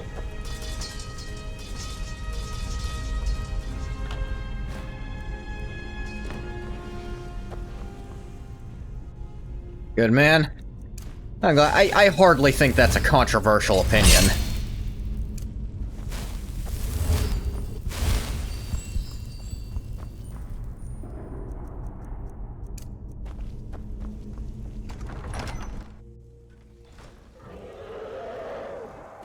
I struggle to think of someone... Steel plate is a classic, yeah.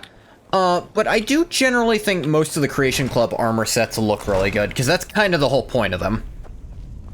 Ancient Nordic is also cool. I actually like the female version of it better than the male version, because I like the antlers more than the ram horns.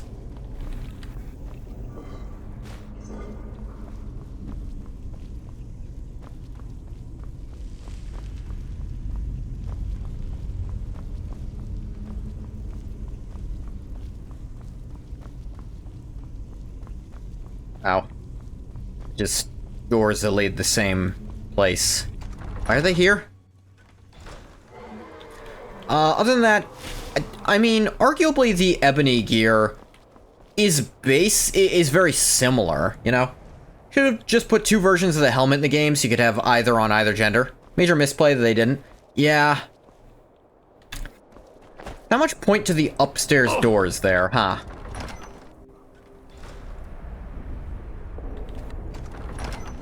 I'll admit, I've done this quest maybe twice, and I don't remember it well. Like, actually beating Alduin is something I so rarely do when I play Skyrim.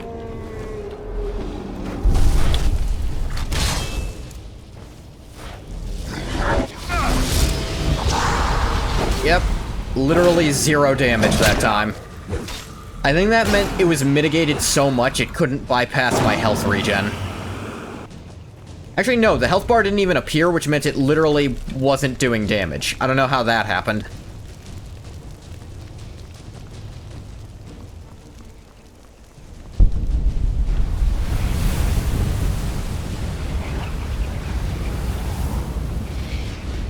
Oh, here's the way forward. I didn't see this.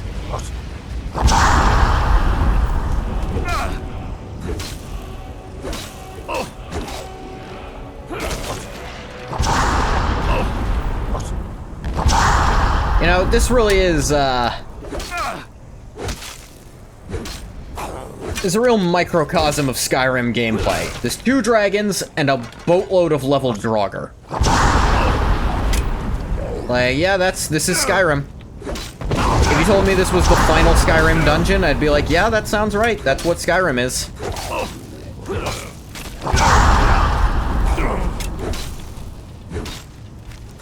Oh, hey, my health got low, so my regen went batshit.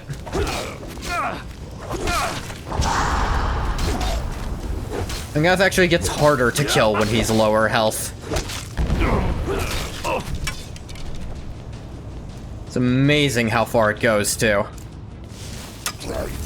Great place for Dawnbreaker? Unironically, yeah.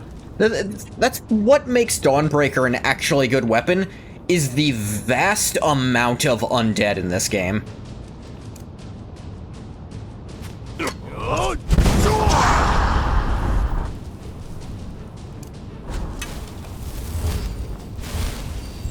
think if this wasn't Draugr country, then Dawnbreaker would just kind of be okay. But as it's all Draugr all the time...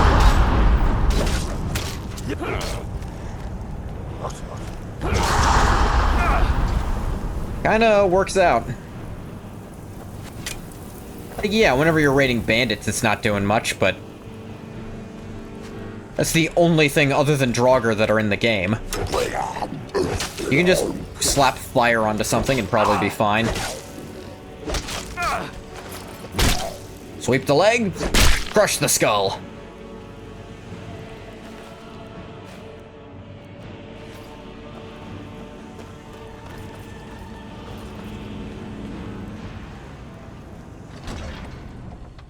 Artmer? Yeah, there's a good chunk of Falmer, but nowhere near as many as there are Draugr and bandits. Like, I'd call them number 3.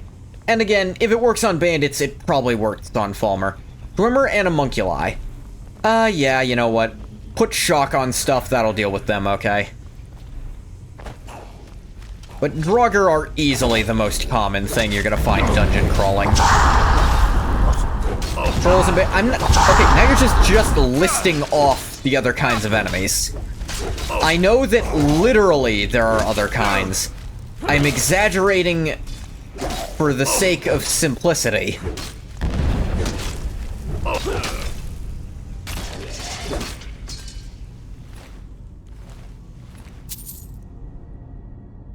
As an Ebony Greatsword would do more damage here, but I think that just means more base damage. Conjured weapons get nice big old bonus.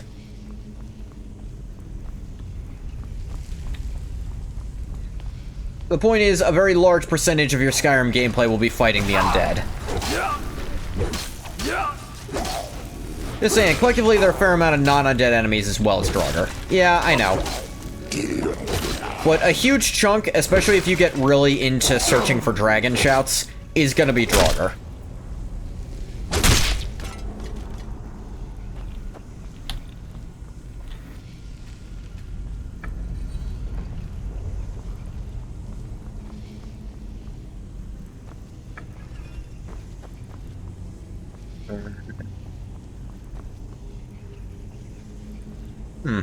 Actually, could be like Geralt, take 2 swords for different foes.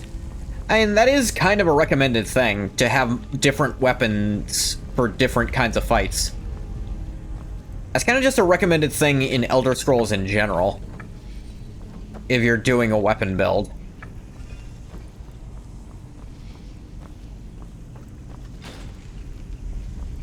No? No, that's not what they wanted me to do.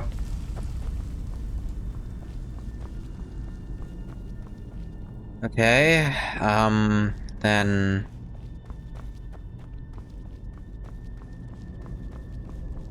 See, 2 symbols, but 3 things to turn. Do I just assume that the last one is the one not being used?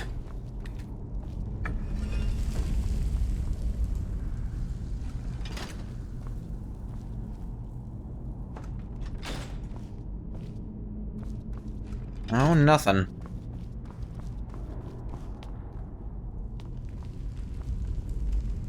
I don't get this one.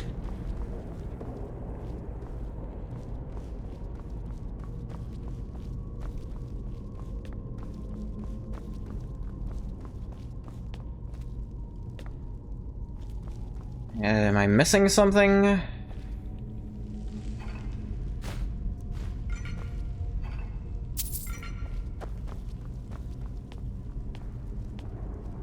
I feel stupid, but like... Ow.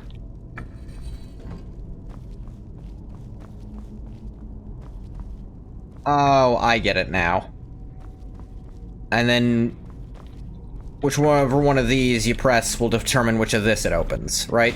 There it goes. Okay, that makes more sense.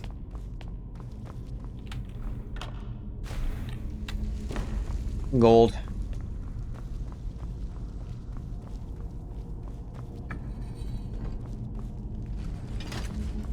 The 2-way lever.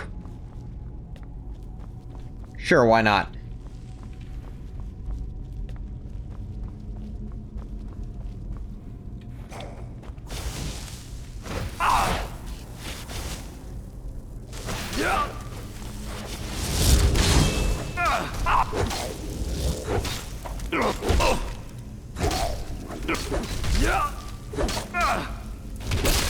Boom.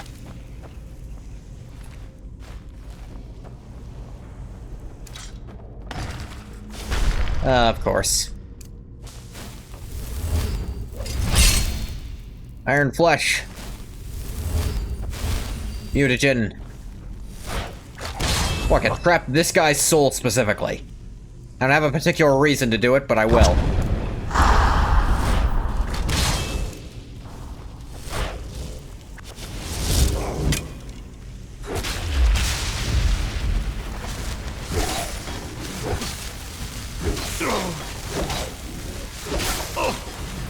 Drop.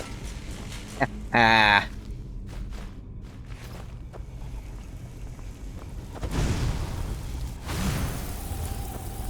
What is he?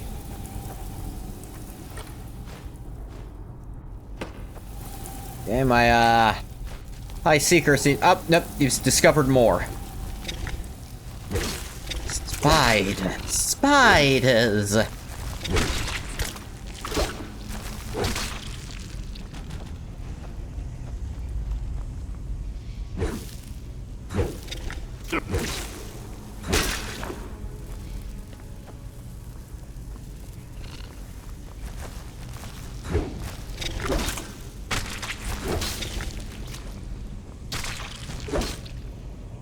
Yeah.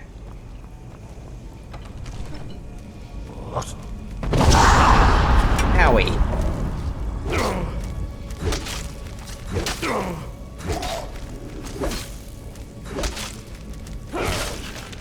Once they're below half health, they become, really weak for some reason. Wonder why. Okay, to really do more of these. Let's see. Are any symbols around hint at me? A snake there, I see. Probably aligns to this one. Ah, and the other ones are above them, I see.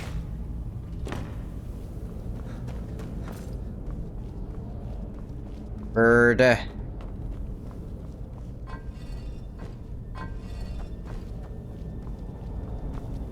Whale. Snake, bird, and whale.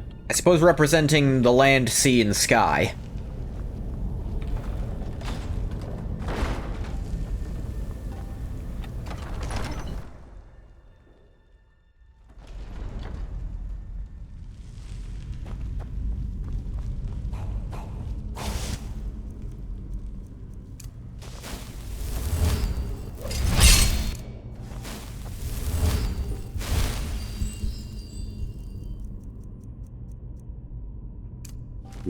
You.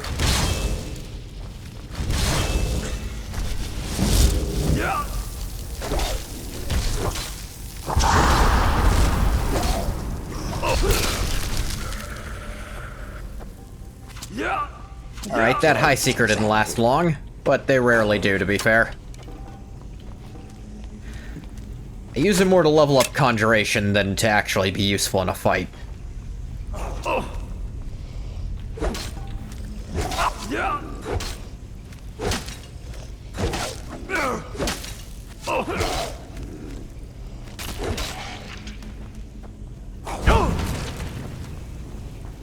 Yeah.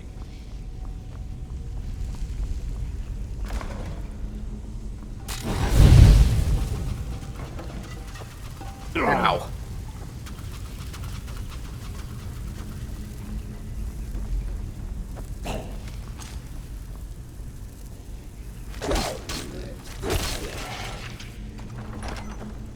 Get his ass through the door.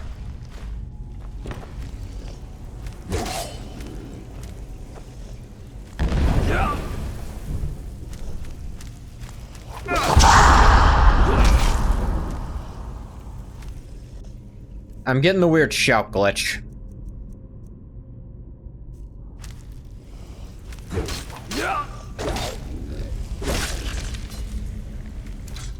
And the swing glitch with it.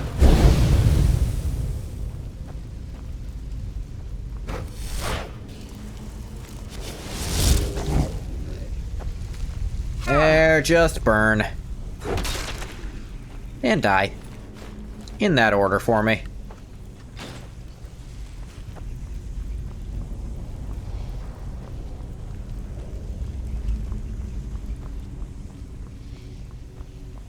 This for once really does feel like the Draugr are trying to set up defenses against you, as opposed to your breaking ancient seals.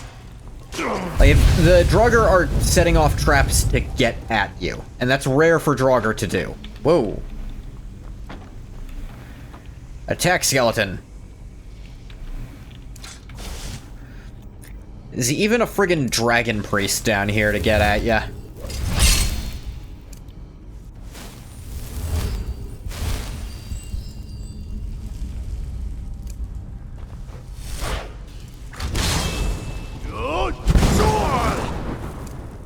I believe there's another dragon priest outside.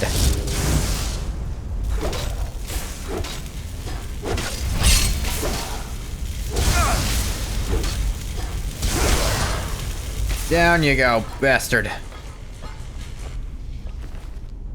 Diamond Claw. Ooh.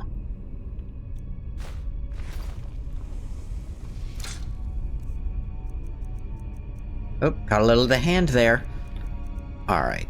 Diamond Claw. Fox, Moth, Dragon. Huh. That one was real close.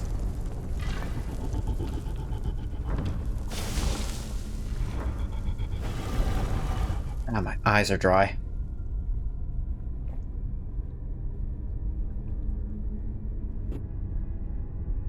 Water.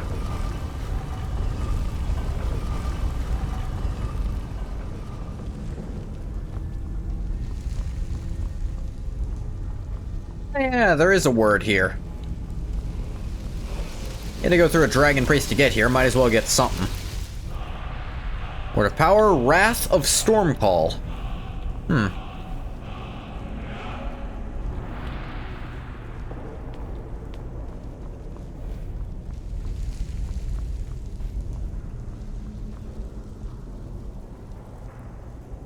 They're gonna give this guy Dwarven gear? Everyone else has got Ebony or Ancient stuff. This guy alone was gonna have Dwarf stuff.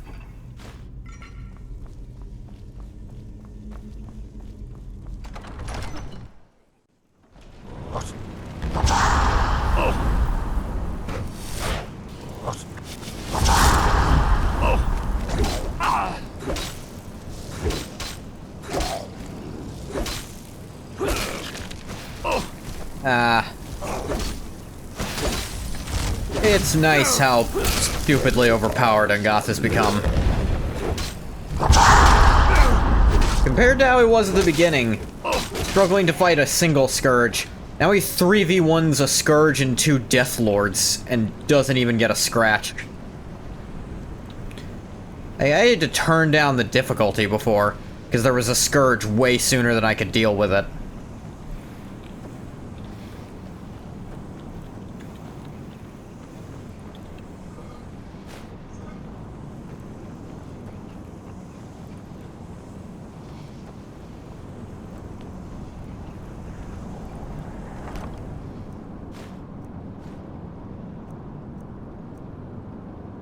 Adric's Staff of Shaming. Shame. Shame.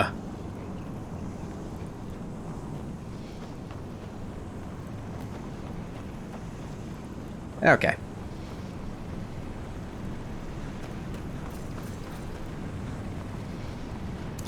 Oop, oop. Stay with me, Skyrim. I know this is an area people never ask you to actually bother rendering, but need you to do it this time.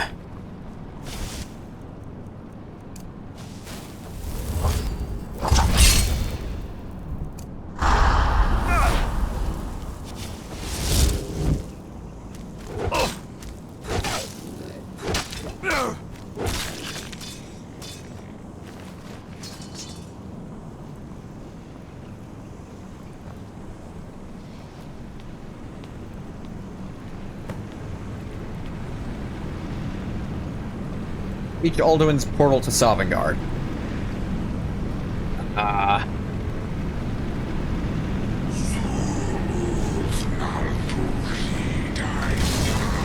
Who fucked this guy up before I got here?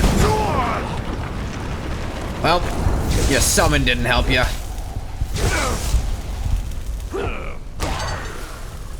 Ah, it wasn't that strong.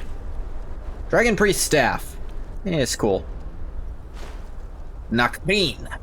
Health increased by 50, absorb 8 health per second from nearby living enemies. Wow, that would stack really well with the Lord's Mail, actually. I don't think I have that staff, actually, so we'll take... Wait, I think I... Yeah, you need it to activate the portal. Oh, hey, look. I think I missed one. Come on, big guy.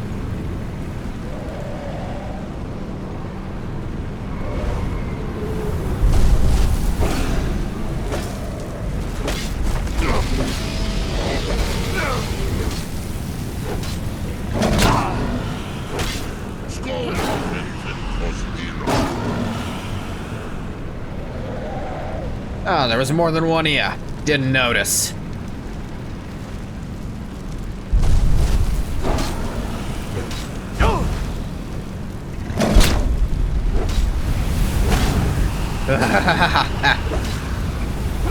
Well, he's getting that battle high from the first one, goes ahead and kills the second one.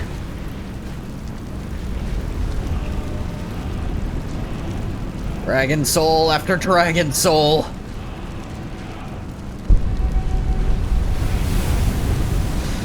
Angath really is consolidating the pieces of Akatosh's soul together into just one big one. Alright. You know, This isn't the first portal to Aetherius I've taken. It's gotta be the most impressive. To Sovngarde.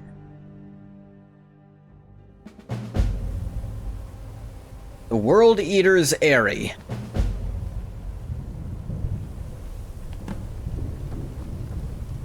Ah. It's Sovngarde, huh?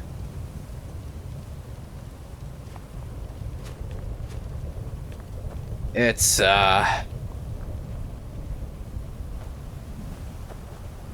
mean, I guess I'm not into the bulk of it. Haven't met the greeter yet. Alright, that's probably the guy. I could...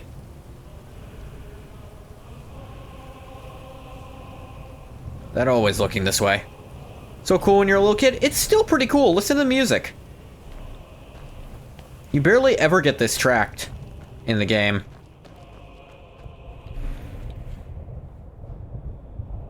That one wasn't looking that way.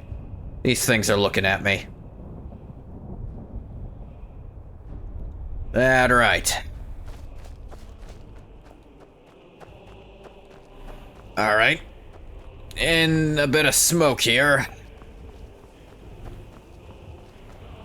Huh? Turn back, traveler.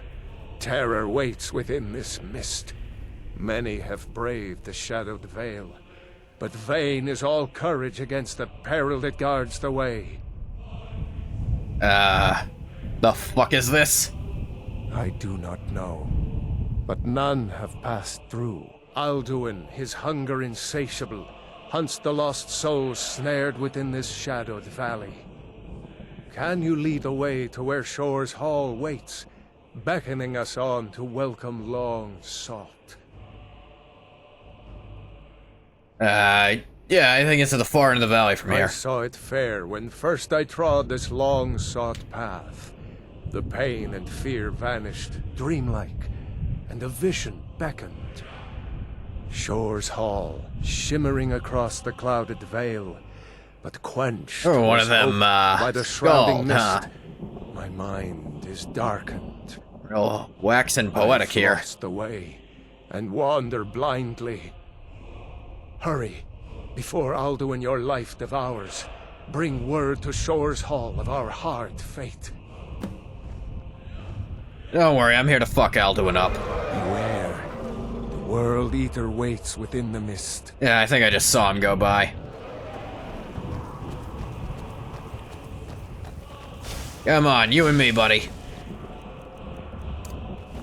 You don't have a name as far as I can tell, so I'm sure you'll be fine.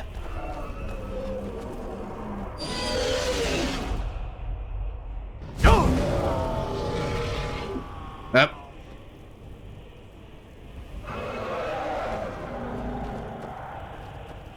Come on, motherfucker, don't you want to fight me?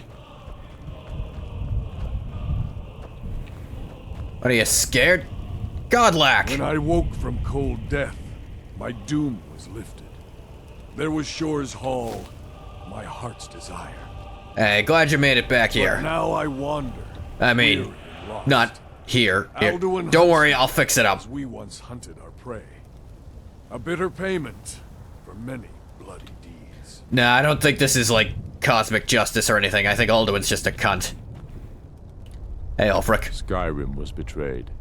The blood of her sons spilled in doomed struggle against fate.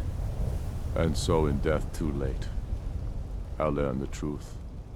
Fed by war, so waxed the power of Alduin World Eater. Wisdom now useless. By God's jest, in this grim mist, together snared. Stormcloak and Imperial, we wander hopeless, waiting for succor. So, two interesting things here. First of all, Ulfric made it into Sovngarde. Okay, I buy it. He did die in combat. Two, he seems to regret what he did. Oh yeah, Galmar's here. Dragonborn, even in death you dog my steps. Hey, what's up, Galmar? How come you here? The king of this realm will cast you out. Cursed. It's funny, Ulfric seems to have realized the error of his ways. Galmar hasn't.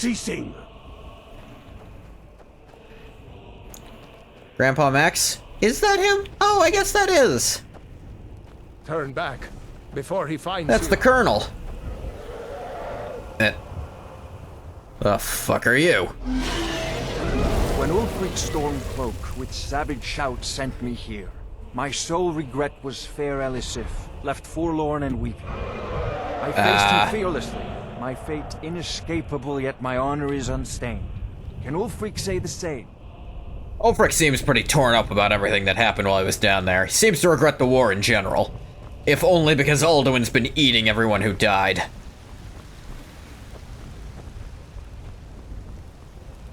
Do you know the way?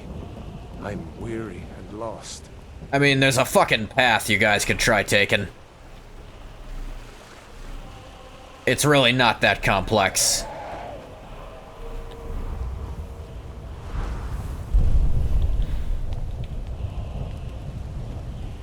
Hey guys, just look at the road. I don't know, is it like... I wonder, is the Dragonborn only able to really do this because they're still a physical person?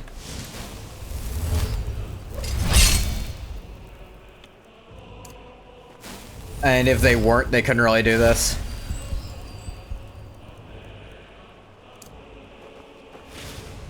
Like, because they all seem weirdly not themselves, except Galmar. What brings you, Wayfarer Grim? To wander here in Sovngarde, Soul's End. Shore's gift to honor dead. I pursue Alduin the World Eater. You don't have the Nord debuff, granted. A fateful errand. No few have chafed to face the worm, since first he set his soul snare here at Sovngarde's threshold. But Shore restrained our wrathful onslaught. Perhaps deep counseled your doom he foresaw. I think the problem is they're afraid to venture into the mist because Alduin will eat their soul. Oh, quite a possibility. I think I need to get in there. Alduin just keeps running away like a bitch. You're not just a soul, that isn't a threat to you. Also true. No shade are you, as usually here passes. But living, you dare the land of the dead. By what right do you request entry? Let me think. You can actually pick any of these, and it's fun. Rite of Plunder, I am Nightingale. Rite of Blood, I listen for the Night Mother. These two, I think he actually gets a little pissed about. And these three, he thinks are cool. Which one would Ungoth use? I wonder. He wouldn't use Nightingale, because he has blatantly told Nocturnal to fuck off. While he has some pride in being a listener... Glory, he liked God... Yeah, no, I was kind of getting to that, like... Blood, like, Night Mother, he's actually kind of ashamed of some of the stuff he did as listener. The college is a shit show at the moment. And he's kind of iffy on... Like, he likes the power of being Dragonborn, but doesn't like the idea his soul's been fucked with. So, no, I think he would say by right of glory, because he actually liked being in the Companions a lot. I welcomed a chance to challenge the blade of Ysgramor's heir, honored shield brother to godlike Whitemane, whom I watched for in vain. Oh, he's still out there. We get rid of Alduin, he can come in. He liked the people in the Companions, and he liked what they did, more or less. Yeah, like, even the werewolf part of it, he's like, oh, cool. Not too... he's really not against Hircine that much. Like, he fought Hircine. He feels some kind of kinship with Hircine over their shared contest. Can I enter the Hall of Valor? Living or dead, by decree of Shore, none may pass this perilous bridge. Kinda fucking hates all the other factions. He doesn't hate the College of Winterhold, he's just kind of not impressed by them. We were talking too long, my magic wore off. Oh yeah, Soon actually does have unique Roda voice lines.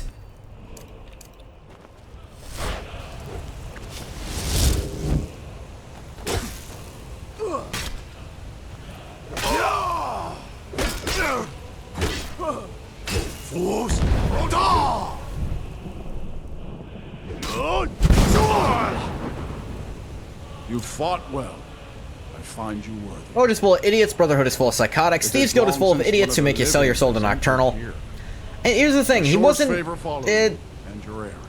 Okay, the Brotherhood as it was, he was pretty disappointed in. He liked the idea of being the listener. He didn't like what he actually ended up having to do as the listener. I think Vittorio Vici, like you've said, that's one he's really not letting himself face or even justify. Like, even he feels the excuse isn't good enough. What do you think he would have to do as the listener? Well, no, he thought he would have to murder people, it's just... No, it's not murdering people that's the problem. Ungath did that for money. Ungath actually enjoyed being in the Morag Tong, you'll remember.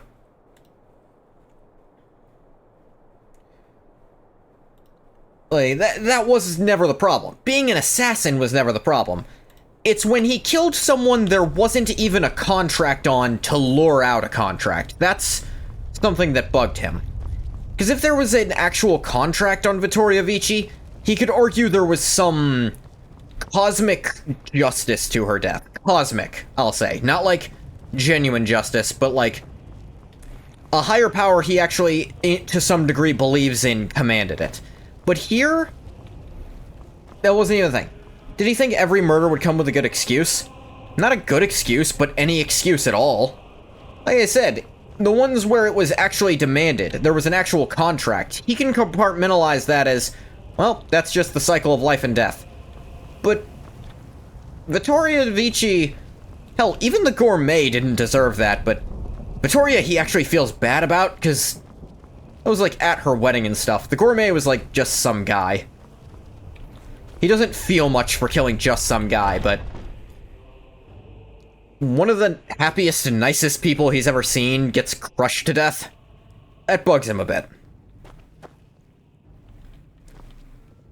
Welcome, Dragonborn. Our door has stood empty since I'd say that's pretty weak reasoning for Ungath in general for a supposedly moral guy. By Shaw's command, we sheathed our blades, and ventured not the Vale's dark mist. But three await your word to loose their fury upon the perilous foe. And... Gormlaith, fearless, glad-hearted in battle. Ysgramor? Yeah, Ysgramor's cool. Reasons that anyone who has a contract by the Brotherhood deserves it when the Brotherhood literally will take the contract on anyone. No. It's not even like anyone the Brotherhood takes a contract on. Listen well, friend. It's anyone the Night Mother takes the contract on. Because apparently, even people who do the Black Sacrament, it doesn't always work. Because apparently the Night Mother is the one actually deciding which sacraments are being taken and which ones aren't. There's some kind of cosmic order to the thing. And Ungath was willing, at least temporarily, to allow his faith to blind his sense of morality. But even then, he's actually doing it isn't quite where he wanted it to go. Let's also remember he's a bit blinded by the stories of the Shadow Scales, the servants of the King of Blackmarsh.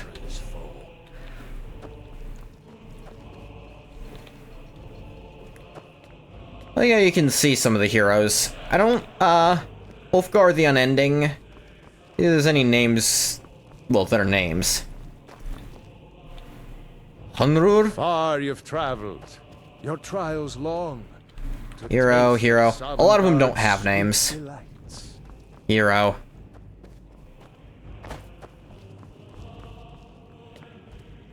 Seek ye food or song unending, fighting, drinking, fellowship, and boasting. Find welcome. Hero. Erlander? Dragonborn, have you come to cleanse Sovngarde at long last of Alduin's foul Take mist? your ease. I don't know who that guy was. A cup, Dragonborn. Nicholas. I do like how a good few of them are wearing, like, Winterhold Archmage robes. Why does Shor forbid us to face Alduin? I fear no worm. Dark Brotherhood is an explicitly nihilist organization which wants to kill everyone. Maybe Ungath doesn't understand his own faith very well. Oh, like I said, he more understood the Shadow Scale side of it. Where they're more stealthy, heroic assassins in the stories he learned as a kid. Like, let's remember, Aventus Argentino thinks assassins are like heroes. Let's honestly say Ungoth was naively seeing them the same way Aventus was.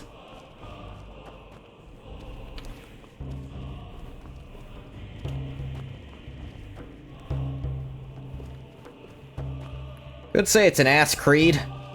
I mean, you could, yeah. Food or song unending, fighting, drinking, fellowship, and thing a lot of people pointed out here is, Talos is nowhere to be found. Which could be very, very good proof that, you know, well, for one, he's not stated to have died in battle. That could be it. Another is he's a god, so why would he be? Shor's throne. Less excusable for a 700-year-old Saurian than a small child seeking revenge on the mean lady abusing him and his friends. Look. I'm going to give you that, but let me give you this. The alternative to doing the quest is a really boring thing that I didn't want to do, and it's hard to try to justify Ungoth's character on all the content I want to show off in a game. In Skyrim, where you can do basically everything, and I really wanted to, because most of it's fun and I want to talk about it, it starts getting really hard to justify it. Ungoth is smart enough and worldly enough to think it through. Ungoth is still a slave to his own faith. Song unending? Yes, it's a character flaw. It is a flaw he followed through on when he shouldn't have. It was wrong. Is that what you'd like to hear? He was a slave to his faith, and I don't know if he's gonna stay that way, is the thing. Because it was already damaged. He has not broken his chains. He really hasn't. In fact, he's more enchained than ever. Alduin's doom is now ours to And now seal. he's chained to even more shit every time. Hasten forth to smite the worm. Now, wherever. okay, here's something I wanted to talk about. Hold, comrades. Let us counsel take before This battle is blindly joined. lame. Alduin's mist is more than a snare. Its shadowy gloom is Like, his shield and these cloak. three But coming with to help you four for the voices fight, joined, it's our lame. valor combined, we can blast the mist and bring him to battle. Gormlaith, Feldir, Hakon. When do we realize? His logic is that it's okay if the Night Mother says it's okay. Pretty much all the kills he made in the Brother are just cold-blooded murder. Fears you, Dragonborn. We must drive away his mist, shouting together, and then unsheath. Because the Night Mother didn't actually approve any contract but the Emperor. Yeah. To battle, my friends! The field will echo with the clamor of war, our wills undaunted. Now, he can at least compartmentalize some of them. The one where he took out a bandit leader, that actually he did that anyway without anyone asking him to, so he can't really make an excuse for that one. Yeah. So, this part's lame because, like, I don't know, these three make the fight stupidly easy. The final boss of the game becomes stupidly easy. Because you've got three people who can all use Dragon Rend with you. And they're all, like, level scaled to you. The eyes of Shor are upon you this day. Defeat Alduin and destroy his soul snare. The whole final sequence is pretty lame. I think going through Sovngarde is cool, but I think the final fight itself just sucks. Clear sky! Like, part of it is, like, I'm not attached to these people as characters. Honestly, if it was, like, Kodlak and Ulfric helping me here, I think that would actually be pretty cool. Kodlak, because, you know, save the companions, all that. Ulfric, because he's like, hey, you may have killed me, but this is bigger than the both of us. And could be a good, like, boon to his character. And Kodlak, like, having people you actually helped, even in optional stuff, to be there at your side for the final fight, that would be cool.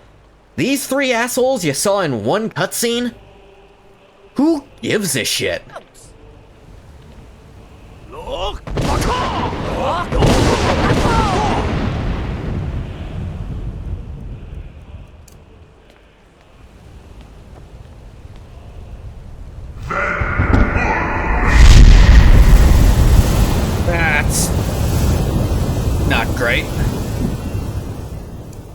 And we use clear skies to fight a mist.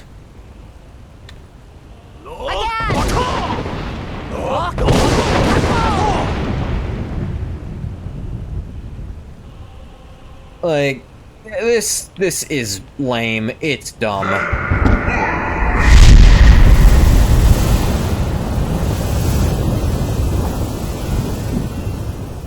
Yeah. Does his strength have no end? Is our struggle in vain? Stand fast. And Alduin himself is just a boring fight. Yeah, because these three can dragon rend him, and then they'll just wail on him too. Genuinely, it is not only possible, but entirely, no, his fight on the throat of the world is so much cooler and tougher. Because here's the thing, Parthenax helps in the fight, but he's not just tanking and killing for you. Like, he helps. He's throwing some shouts at Alduin during it. Like, it'd be... And, like, you feel like Parthenax is there assisting. But you feel like the main show, and it feels really difficult.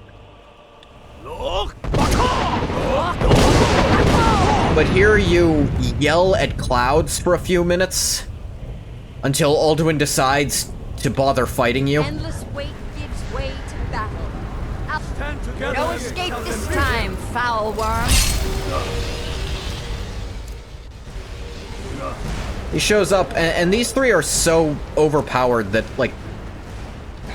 And this isn't even, like, that cool a place to fight him, honestly. Genuinely, I think it should have just been Throat of the World for the last fight.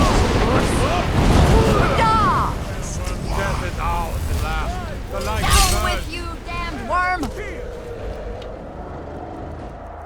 The Throat of the World fight is so much cooler, so much more cinematic, so much harder.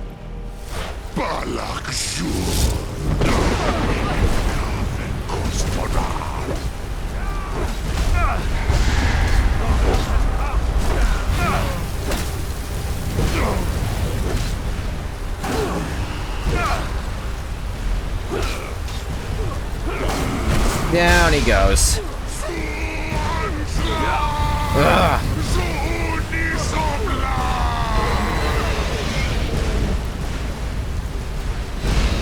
But then notice, his soul doesn't go into you. It goes up. And his bones break apart. Did not mean to pick up the mountain flower. Yeah, whatever. Like, he breaks apart into shell pieces, and then disintegrates. And he goes up. This was a mighty deed. The doom of Alduin encompassed at last, and cleansed his Sovngarde of his evil snare. They will sing of this battle in Shore's Hall forever, but your fate lies elsewhere. When you have completed your count of days, I may welcome you again with glad friendship and bid you join the blessed feasting. My soul's kind of bound elsewhere, but I appreciate the offer. Great praise. I'm gonna go check on Kodlak real quick, actually. Let him know it's all good.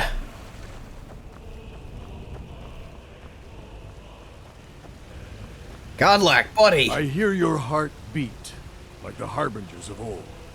Your glories in Skyrim are seen and honored. Get to that hole, old man. I'm older than you.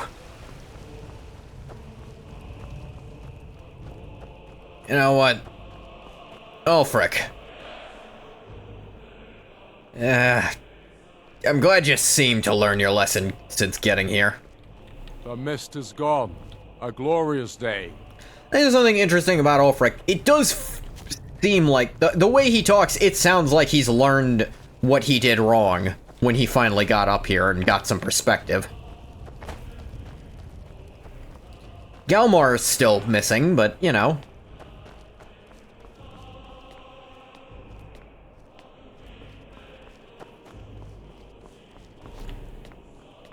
Are there any other characters? I do also really like the detail that some of the characters you've met still show up here, you know? Kodlak and Ulfric. who else can show up here? Can Rika show up here if you side with the Stormcloaks? They put a word wall up here, but it's all blocked off. Yes, I figured she could, because she still keeps the old faith.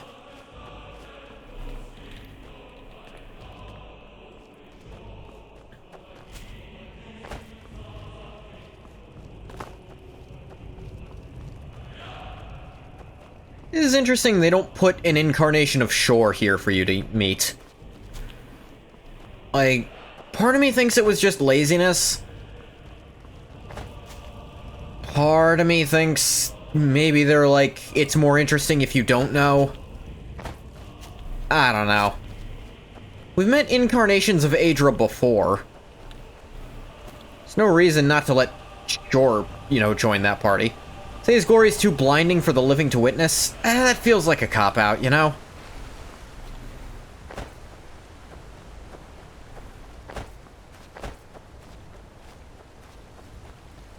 Yes, I do like Sovngarde visually. I think it looks pretty cool. This, like, valley with the weird sky, and then this huge mead hall. I like meeting characters you've met here if you were a good boy and did all the quests. I like meeting Sun. You get to meet, Sun is a lesser god, if I believe correctly. Like, he's still a god, but he's not an Aedra, exactly. I think he's an Aedra in the literal sense, but not in the... He's not an Aedra... He's not one of the big ones. What's he doing over there? When you're ready to rejoin the living, just bid me so. I just wanted to say hi to Kodlak before I headed out. I think I'm ready to head back to Tamriel. Return now to Nirn. With this rich He's a boon dead god? from Shore, my lord. Oh, was that it? A shout to bring a hero from Sovngarde in your hour of need. Word of power learned. Hero, Call of Valor. Champion, Call of Valor.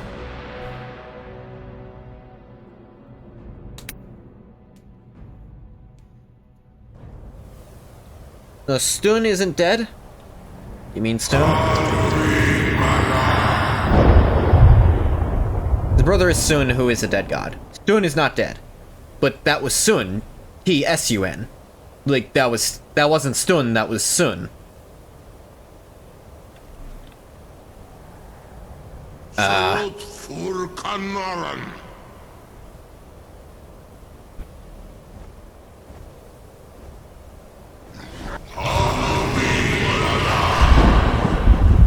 I assume that means Alduin lies dead?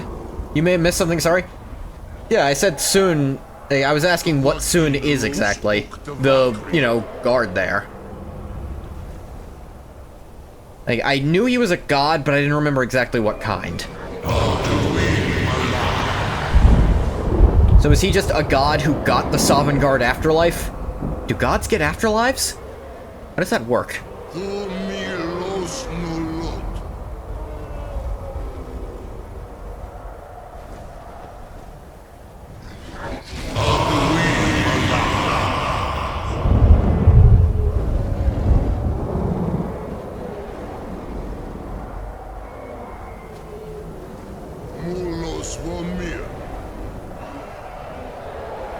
Known as the Shield Thane of Shore. Died defending him from foreign gods. Foreign gods, huh? So, it is done. Alduin, Dilon. The eldest is no more. He who came before all others, and has always been.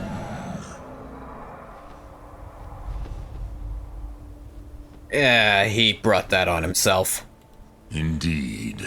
Alduin Wachlan Hey, not gonna lie. How does that work? I don't know. Nord religion is different in a lot of ways from other religions we know more about in Tess. Because they decided to just make everyone in Skyrim follow the Imperial faith, we don't know much about it. Yeah. Mahu, our father Akatosh. But I cannot celebrate his fall. Lorkhan is a dead god, so maybe it's kind of like that? He was my brother What? once. This world will never be the same. Isn't Lorkhan Shore? Like, isn't... I feel like I fucked that up before. Yes. And Shor is the head of Sovngarde. So is that just where all dead gods go?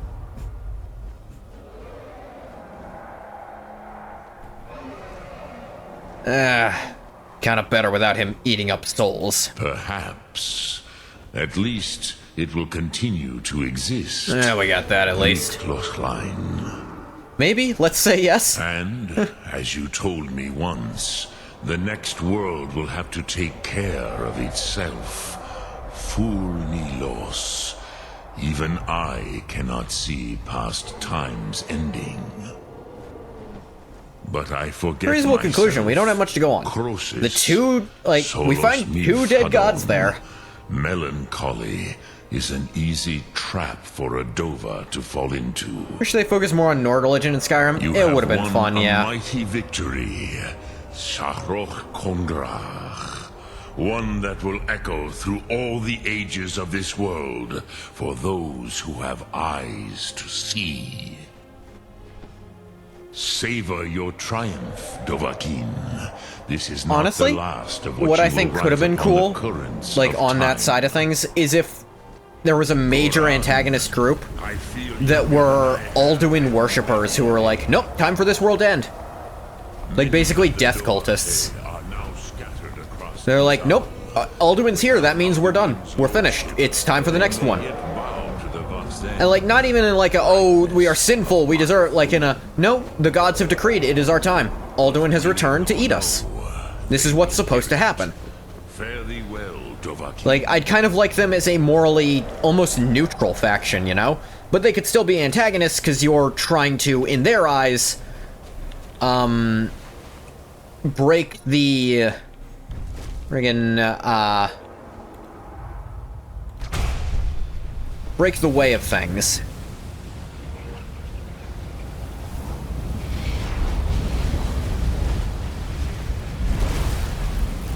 Odaving! The idea that Parthenax raises that maybe it would be immoral to cling to this universe when it's time for the next one to be born. He does raise it, and like I said, I think that would have been a cool way to further explore that concept. Lordship for the tyranny of Parthenax's way of the voice. As for myself, you've proven your mastery twice over. Thuri Dovahkiin, I gladly acknowledge the power of your Thum. Cool. Zu Odaving, call me when you have need, and I will come if I can.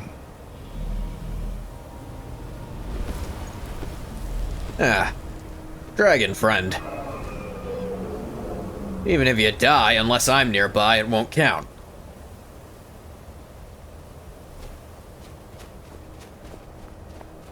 Actually, wonder if I could figure out Alduin's res spell. Or shout.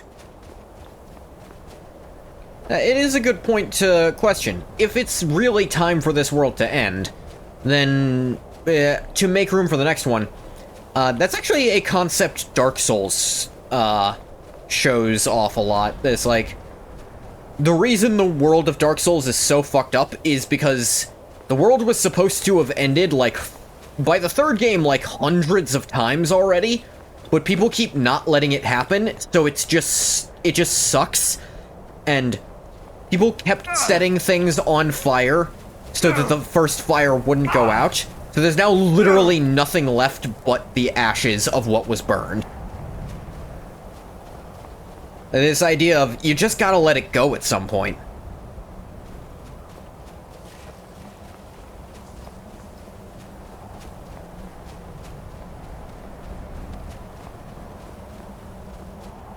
Wonder if Ungoth will ever have to let it go. Never let go? Well, do not go gentle into that good night, for sure, but there's a point where you just need to accept that something's over.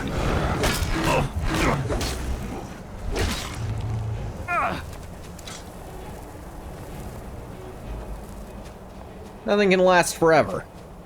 Even Ungoth, theoretically. Could be argued this Kalpa was meant to end centuries ago. What makes you say that?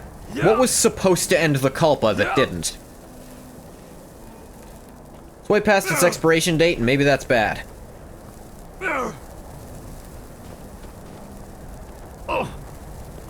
Like...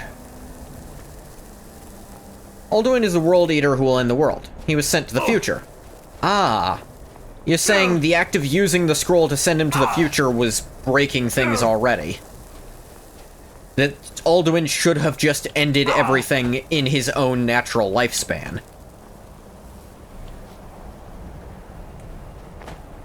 Maybe he was meant to end the world back then. Maybe.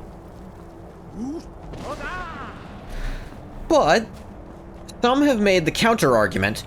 If Alduin is supposed to end the world, well, he can do so as soon as he proves this world doesn't deserve to be around anymore. And so long as this world has the means and the people to stop him, I'd say there's some argument that it shouldn't end just yet. Now, maybe that's a might makes right argument, but when it comes to the world continuing to exist, maybe might kinda does make a little bit right.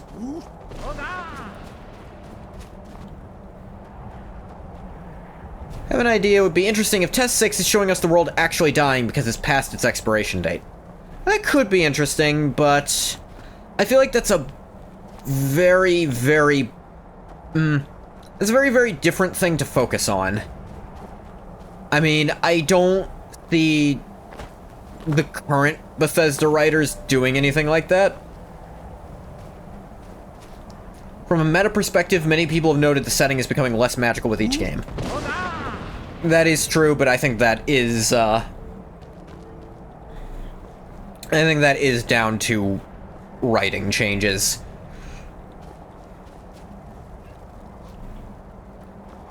And plus, well, I'd argue Daggerfall feels more magical than Arena.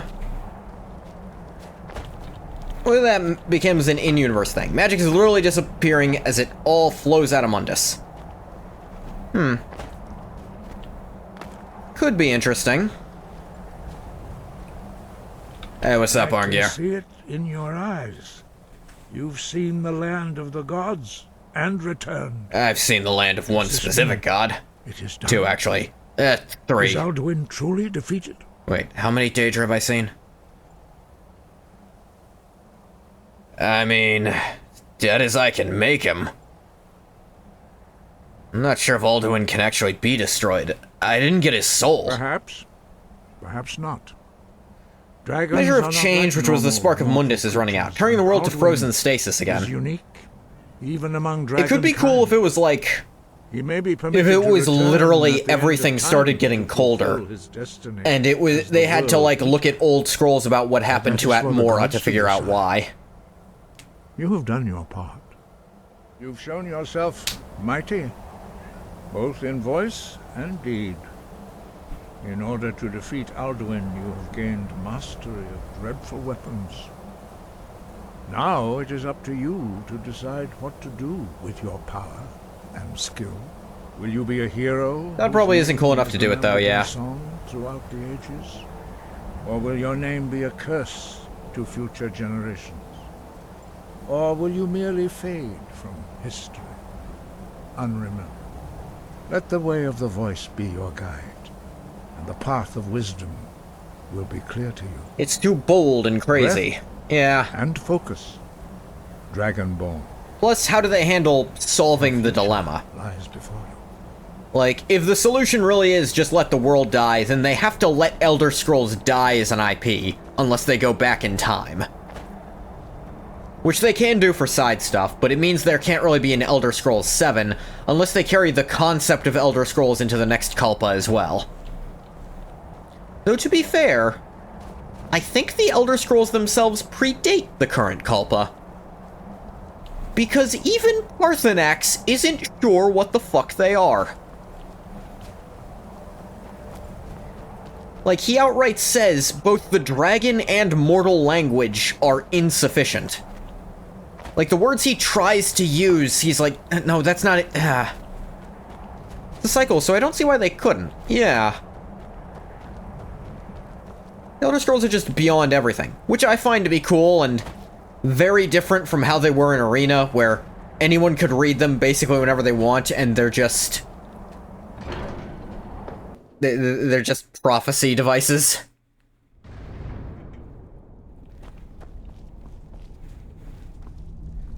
Vorin! Whoa, easy. Yeah? I'm not asking about your potion. No one knows what they are precisely. Just there. They record what is, what was, what could be. And in at least this version of the story, the Daedric Prince of Madness apparently rode on one of them. 'Cause Martin said he could.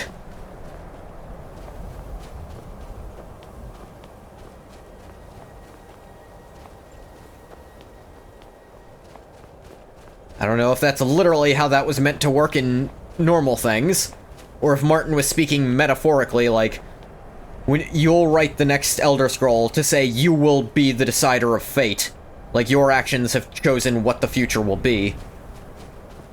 I chose to go with a more literal interpretation that Sheogorath literally got to change a rule of reality itself, and it's that if a person is missing something fundamentally from them, then they're insane.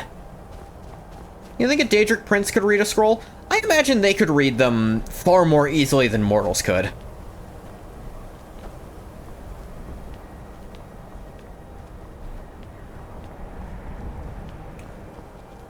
Like, I think he meant it metaphorically. Elder Scrolls record what was and is, and so by making choices, you are in a sense writing upon them. Yeah.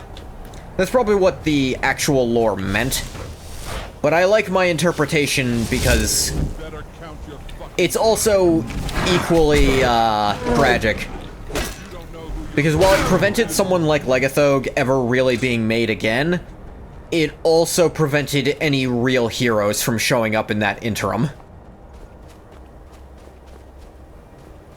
At least any heroes they could control more specifically like they could Legathog. And yeah, my version of Tamriel is non-canon to real Tamriel, obviously. But I likes it. Me think fun.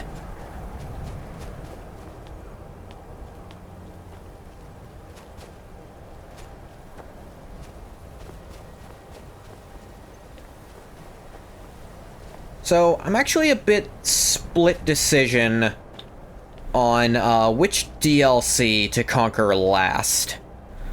While I think Miraak is a better ending to the Dragonborn storyline, I feel like Dawnguard has better character moments for Ungoth specifically to go for.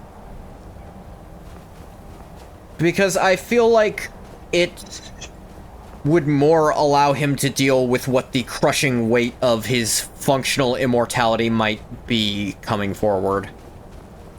And also the idea of him being able to make a friend that he could just stay friends with forever in the mortal realm to some extent could be a nice ending for things. Hey, don't get me wrong, Miraak is a much better final boss than Harkon. Like, narratively, normally. But I think, narratively, for Ungoth specifically, Harkon might be a better one. Simply because I think Serana could be a good force for change for Ungoth. There's a common theme that Daedric princes are in many ways limited in their ability to understand reality, because they are immortal and constant. Spread them cheeks open. I'm about to mana punch that part of yours. Weep, there is crush. No such thing as a painless lesson, Nerevar. Awful lot of fucking ice trolls here.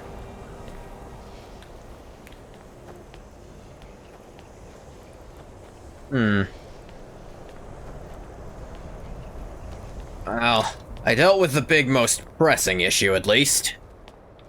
There's a few more, though. That cult saying they serve the real Dragonborn might be a problem. There's those vampires all around.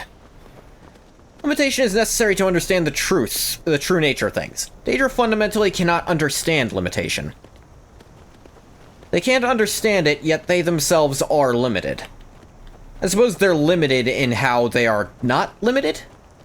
It's weird how... This is actually an example in real life, too. How when you have limitless options, you're kind of just limited to the best ones. But if you have no options, you can kind of do whatever you want with those no options. Though I think that's more a game design philosophy that I'm trying to apply to real life.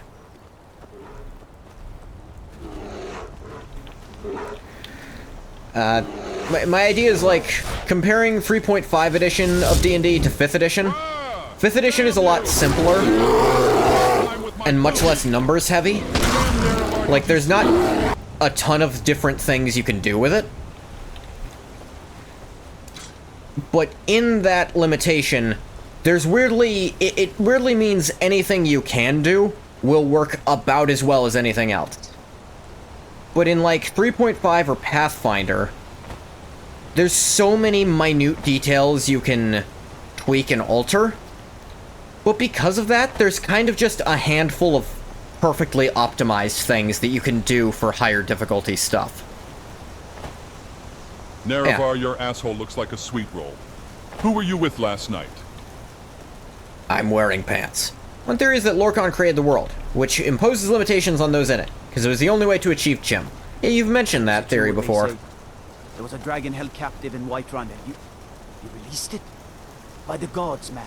Why? I rode it to a mountaintop, and then I walked into Sovngarde. Is that the answer you want to hear?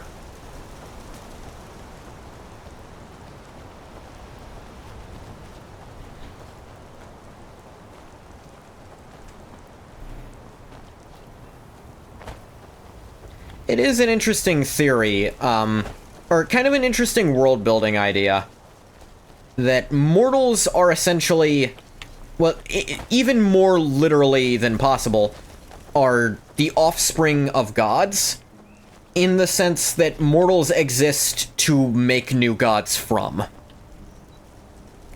Reality, yes, the Daedra princes are limited in the same way all things are limited and tasked by the reality of their existence. Daedra have no limits within their existence so they do not understand limitation. We'll never be able to understand how limited they actually are. I just was reminded of my age. I'm really scared I am about to hit the wall. You know, the same wall 30-year-old women and twinks hit.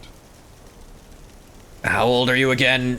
Do we count your old age before you died? Do we count while you were dead? Oh, no, man. Dragons being incapable of understanding what it is to be mortal. I more meant Daedra are limited in that they are slaves to their nature. That is their limitation I was referring to. Not in the idea of being limited by being a character in a world. In the idea of, like, Clavicus Vile has to make deals. He kind of has to be fair. Sanguine has to tempt people into debauchery. And has to be debaucherous himself. Sheogorath has to drive people mad, and to some extent be mad himself. I always found it a little disturbing when you got the right mods, and removed dead enemies' armor. There's just the most perfectly sculpted and clean genitalia you've ever seen in your life. As if they weren't rugged warriors living in a cave, or the woods washing with dirt and shitting in buckets. That's a little bit of the nature of their existence, too. They must be what they are. Exactly, that's more what I was referring to. Like, less... decency, death, and humans as objects and playthings. But because they can do anything they want, they don't realize that who they are is a limit. I suppose, could you argue that a Daedra really can do anything they want? Because I suppose you could argue they can, but they're incapable of wanting anything other than what they are. Like I said, Clavicus Vile is incapable of wanting to not make a deal. Like, I suppose he could do anything he wanted. Within their own realm, at least, yeah. Hey, Nerevar, can we pretend that Atranax and the night sky are like shooting stars? I could really use a wish right now. Wish right now. Wish right now. How the fuck would there be Atranax in the night sky? Exactly, but they never want to do anything else, so they won't realize that. It is true. They are limitless within their limited section of, you know, they are limitless to a degree. It's such an interesting paradox of their existence.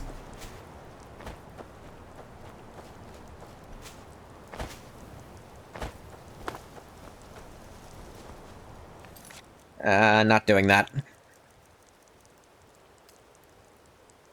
They're incapable of discovering that their nature limits what they will do to a much narrower field than what they can, in theory, do.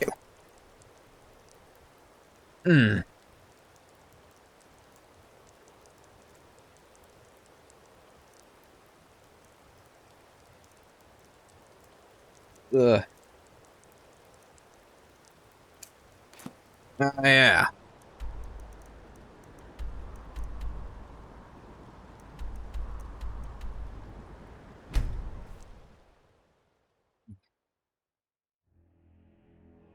Yeah, something mentioned the Grey Cowl of Nocturnal. What happened to that? Be careful, Mule. The Thieves Guild has Maven Blackbriar at her Divines bless you. Yeah, I'll hide you. Of course. You could end up in Riften jail. Right, I read about this.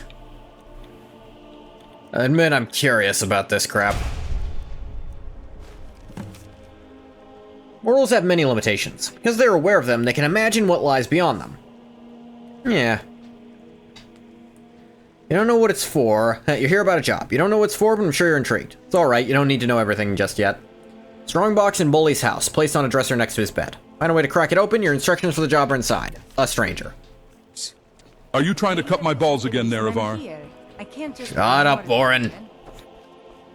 I just don't want you to leave. You're the only...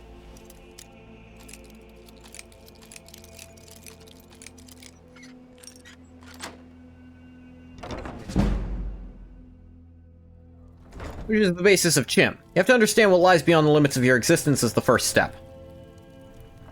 So it's interesting, by being born like that, you could hypothetically, by achieving Chim, surpass the Daedra entirely. Despite being made lesser than them, you can, if you fully understand your reality, you could bypass them wholly.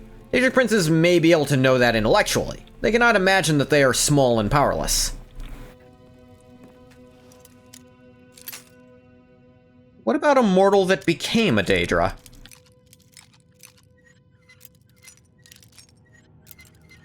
Have they simply imposed new limits upon themselves?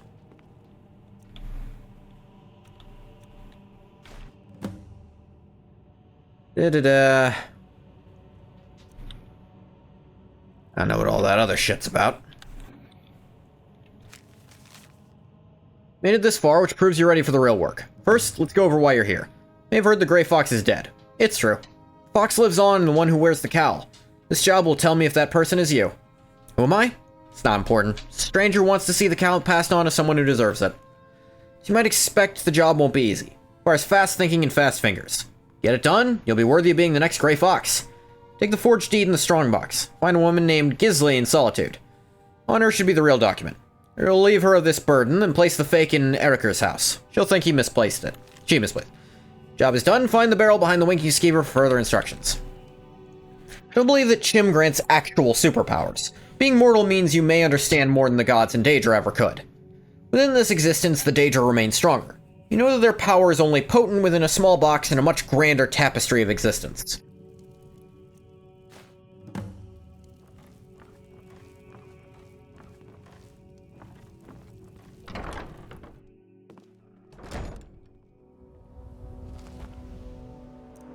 Where am I going? To Solitude, of course. Destruction of the Heart of Lorkhan in 3rd Era 427 released Dagoth's very essence back to the void between the folds of Mundus. It gave him time to reflect on the nature of reality, and eventually escape it. So what would you say Vorin has done here? Is this technically achieving Chim? I suppose since, in my version of the story, this isn't actually Vorin, it's more like Angoth is at step 1. Or maybe step 3? The Jarl here is one of the 5 exceptions I have to the Dunmer baddie rule. Oh, God. I think I'll try to go get a piece. You want in? We could run a blue palace on her, Nerevar. I'm good.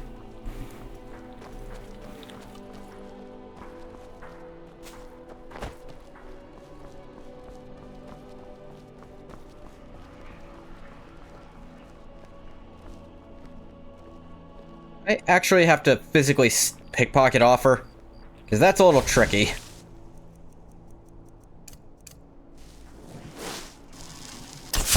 Ain't much for pickpocketing. You know, Nerevar, this city is the perfect place for a museum, unless you added that already. The mod author doesn't know how to make me recognize other mods. Oh, fuck it. Alright, man.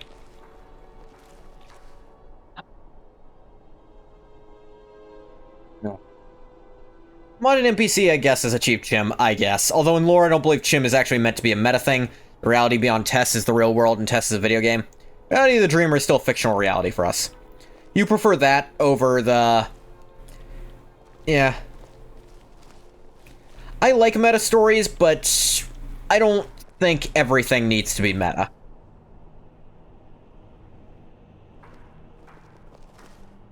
Never. Yeah, I figured. I think the meta explanation is cheap and uninteresting. I think in this setting it is. Never. People saying chim is the console, ooh, nah, I'm not about that. But you do like it as an explanation for Fallout and Tess being separate realities in the same meta reality.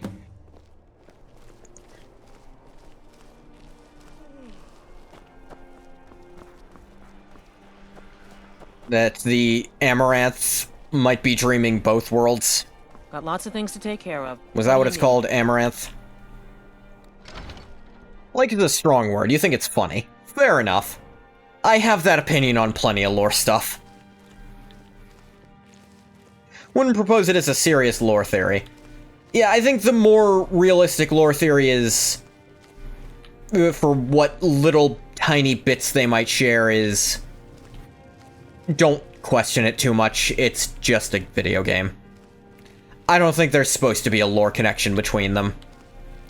For the purpose of this RP narrative, I would say it could be fun just to keep this going for Fallout. Yeah, it could be fun. Da-da-da...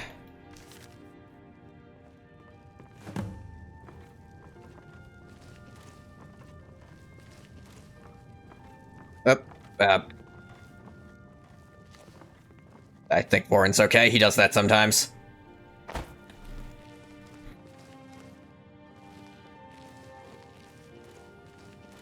It's worth saying, in lore Dagoth there is the Sharmat, sort of misguided reverse chim. I'll admit, I don't fully get what the Sharmat is. Like, chim is understanding the true nature of the world, kind of. Like, it's understanding at a very full level what the world is and how it works. Instead of seeing the tower, he has seen himself. Ah, okay. Kind of like the outer path to Nirvana of Buddhism. It still technically gets you to the ending, but... no. You've, destroyed all to reach it.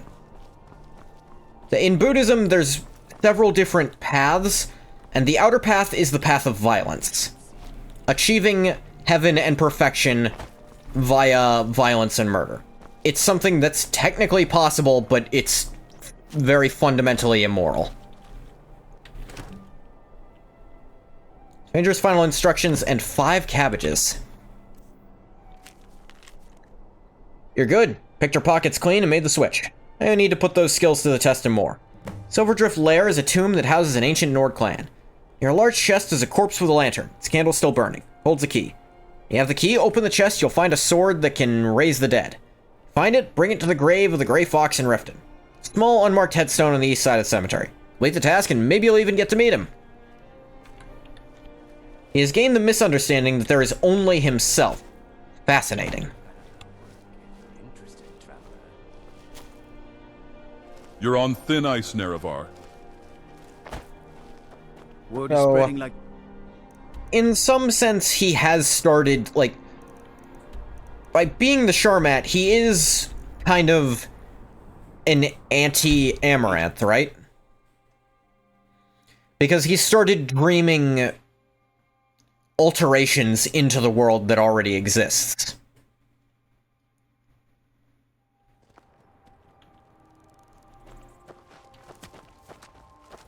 Like, he started overwriting things, and that's what Corpus is. Hence his plan, which is to essentially make everything him. Through Corpus, he spreads the enlightenment of the divine dream world, which is just himself. Right, and it then physically alters the world to his warped reality. Because everything kind of does become part of him when it's part of the Corpus. You ain't ready. I'ma cut off your nipples and roll them around in... Oh, powder.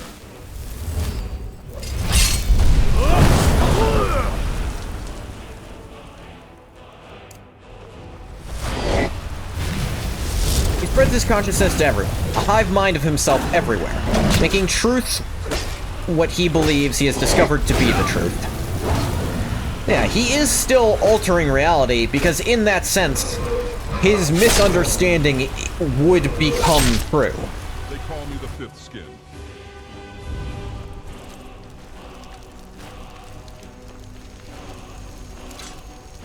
It really is... The Elder Scrolls is such an interesting world where if everyone believes something to be true, completely and utterly, it kind of becomes true. Which is kind of the basis of how mantling works. I wonder if that is how mantling works. By convincing everyone within the world that something is something, does that alter the perception of the Amaranth, who then dreams it to become true? Like, is that mechanically how that works? That'd be interesting. He believes that by getting rid of the illusion of independence and individuality, he's revealing truth. So anyway, I started casting. Fireball, fireball. The hell did that come from?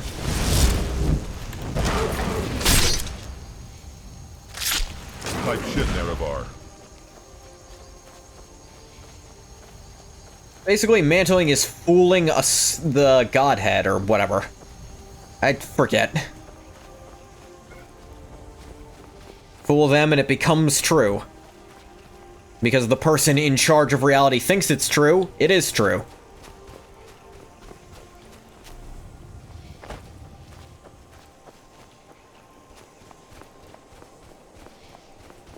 You still licking? Stop chewing?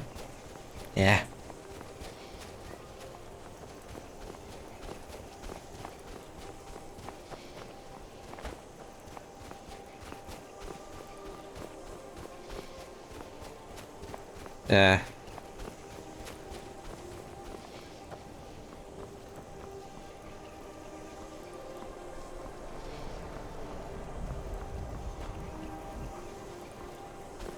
The inverse of Chim, where one realizes they are nothing, at the same time that everyone is everything.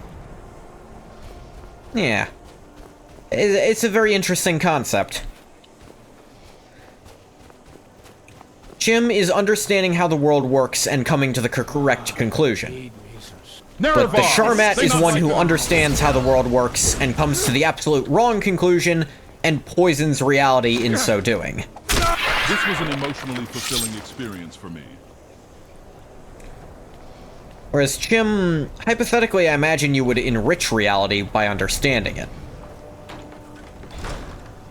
The truth would become even truer. Because as people come to understand a truth, it becomes the truth thin ice, in this world.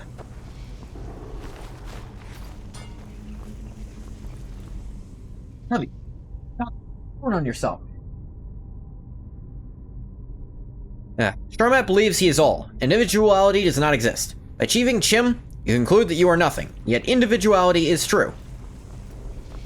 You are nothing, but so is that person over there. They're just a different nothing. What a fool.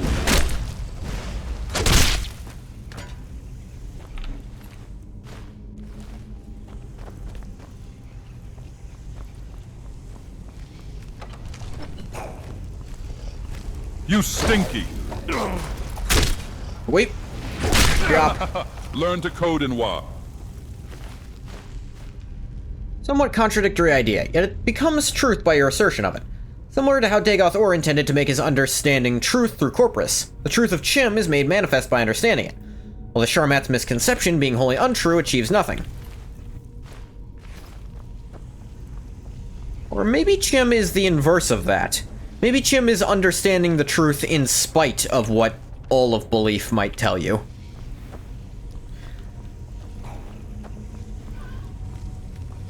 Maybe Chim would let you see through mantling and the like. Fucking playing. Xbox, record that.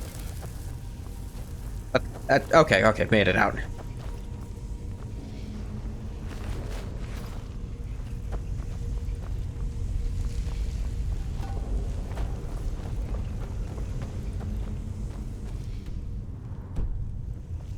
Okay, I think I gotta go around to there.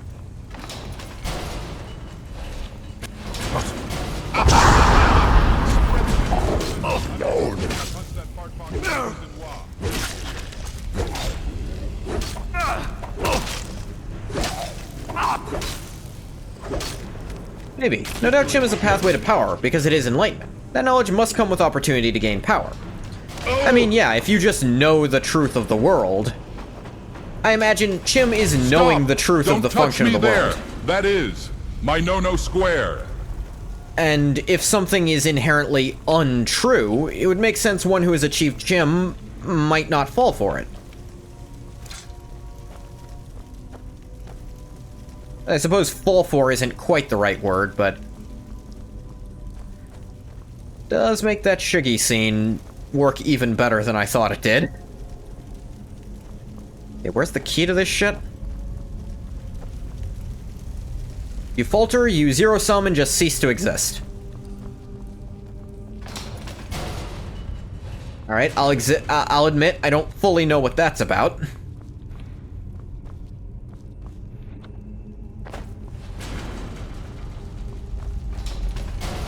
Hard from the other side.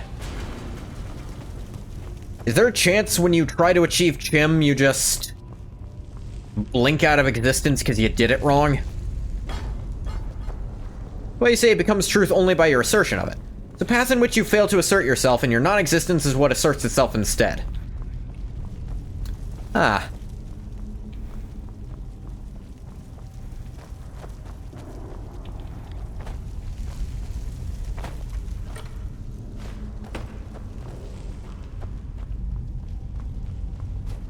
You suppose that's happened to anyone yet? They got right up to the edge and then... they couldn't assert themselves properly, so now they never existed to begin with.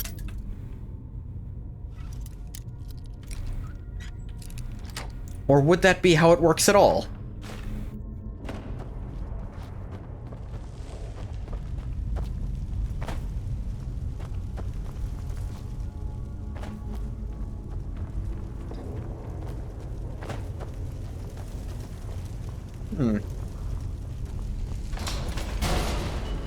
Gotta be some kind of lever to get this open. Nordic ruins really are the most boring ruins in all of Skyrim, if not all of Tamriel. Look at this puzzle we made to guard our valuables. Yes, because Chim involves understanding that none of this reality is actually true, it's all an illusion. Rotating pillars with the carvings on the wall 10 feet away. Yeah, Vorin, I get it. Stuff, guys. Look. I guess it would be challenging if you spent all day smashing your pronounced eyebrows together for sport.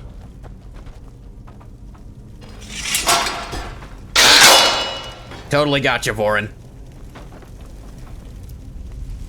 Okay. You failed the final step to declare with strong ego that I exist in spite of all evidence. Zero-sum and your existence is completely erased.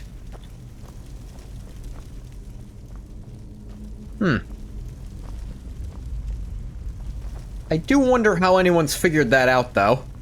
If their existence was completely erased... well, how's anyone know it happened? It was erased. I guess that's just theory crafting based on it. I don't know where the fuck this lever is. There's gotta be a way to get through this, because this is the only way forward. I don't know where the fuck whatever I'm looking for is, though. Make yourself real by believing firmly that you do exist. I think, therefore I am, in a literal sense. If you don't think, then you are not. I won't do it. I'll never think. Then I'm afraid you ain't. Ah! Stupid meme. Here it is. It's actually really hard to see.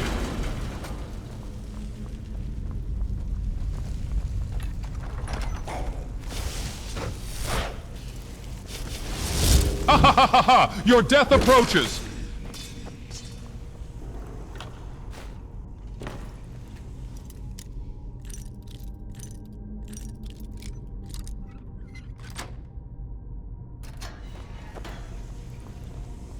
Yeah, I admit there was no point to opening that, but I wanted to anyway.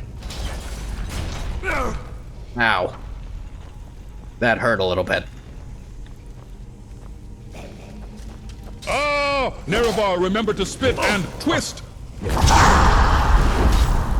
I'm going to... I'm not dignifying that with a response. Undiagnosed, but I'm pretty sure.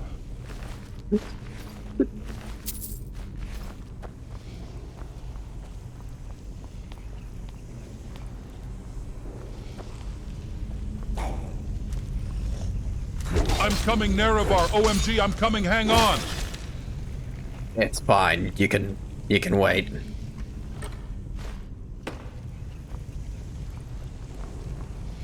Kitty, it's not time for food yet. You gotta wait. If we survive, I'm touching you. I'm doing it anyway.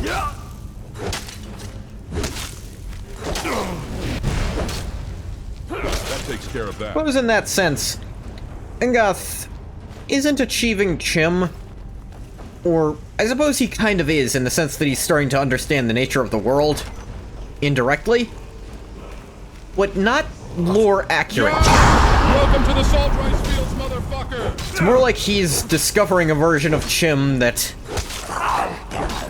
only applies to himself, weirdly they were enough. No match for our combined magical talents. Right, Nerevar? Because if anyone else did the exact same thing, they wouldn't be seeing what he's seeing.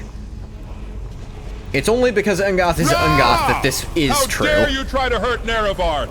They are my best friend. Only I can hurt them.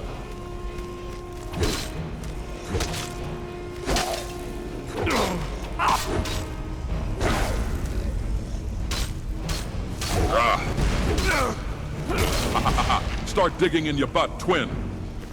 You stop saying that. Alright, what's the word? Oh, well, everybody's heard about the bird. Oh, wait, defeat of subdue. Right. Ow. Ouch!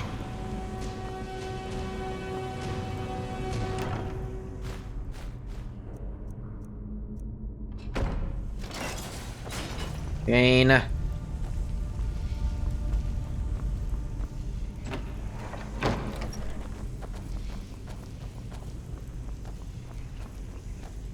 Amaranth is the step beyond Chim. You become a new dreamer of a new world. Amaranth isn't typically applied to the dreamer themselves because they are the first. Presumably, the reality they exist in is the actual reality. So there's no way to be certain of that, of course.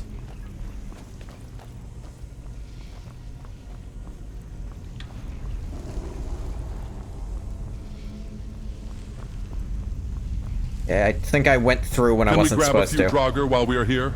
I need them for,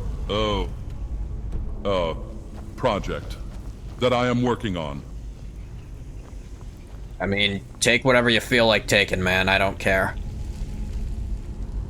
SKYRIM maps, helpful as they always are.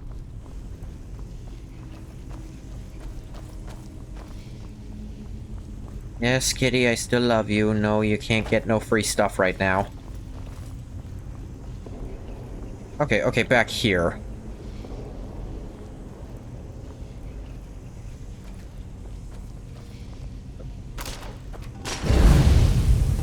Oh, I see. Just wanted me to pick the right one. I was trying to spin it. Yeah.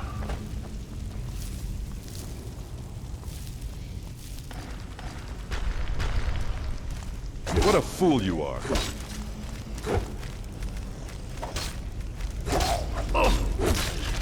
Yeah, Yeah, that is kind of a thing about that lore.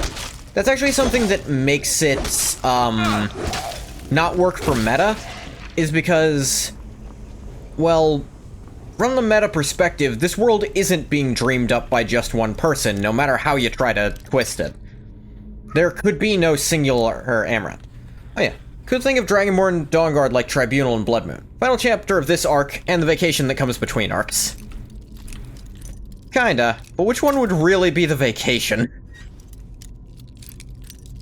What's funny is Blood Moon was kind of Ngoth taking a vacation.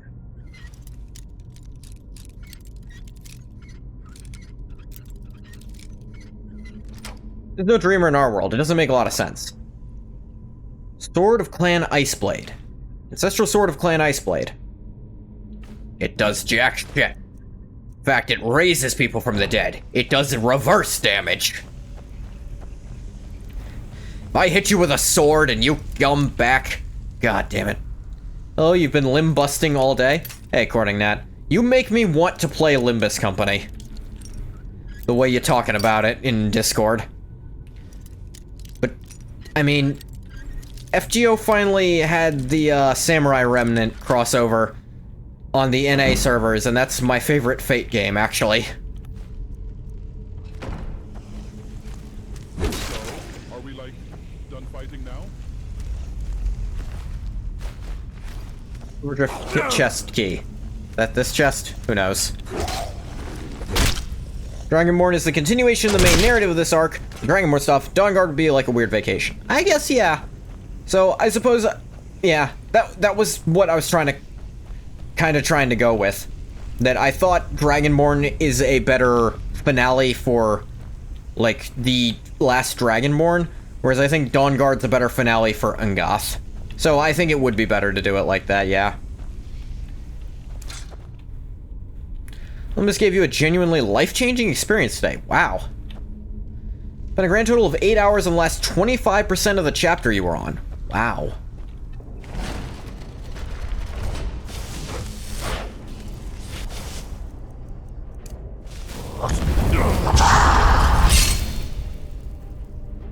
Plus, if I do Dragonborn first, then I'll have time with the respec thing. Then I can just put everything into all of Ngoth's only best stuff. Really try to re-min-max him. Because there's perks that right this second are doing nothing for Ngoth. And I can kind of send him off as the unstoppable monster he's meant to be.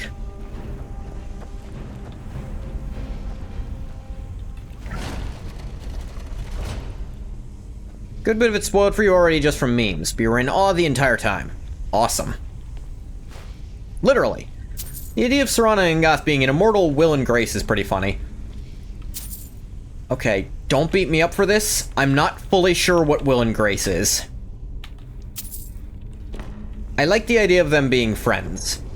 Because Ngoth's kind of never been like that at all in Serana's whole thing.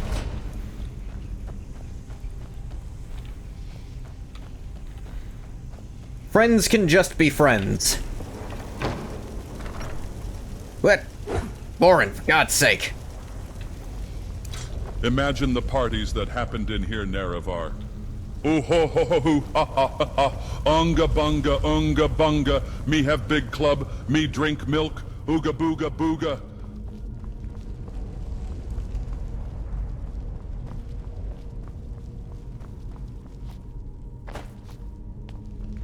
I keep forgetting. Quilla, remind me to tell you the idea for for that other Elder Scrolls story I wanted to explore. Remind me to tell you that, because I've also been meaning to get your opinion on the concept of it.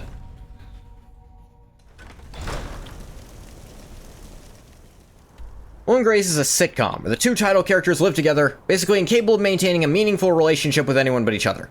Will is gay and Grace is not. They have no romantic tension. They appear incapable of living with anyone else.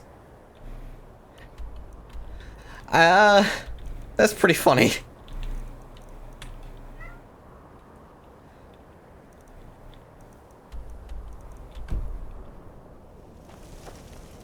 very closed-off immortals who found something resembling friendship in each other, because they can't find it goddamned anywhere else.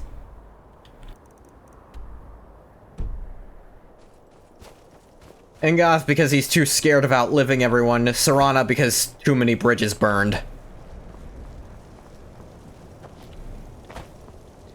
Can't be romantic, because Serana, I don't believe, feels she could be truly romantically involved with anyone because of what... That's something to talk about more later. And Engoth because I genuinely think he's just asexual.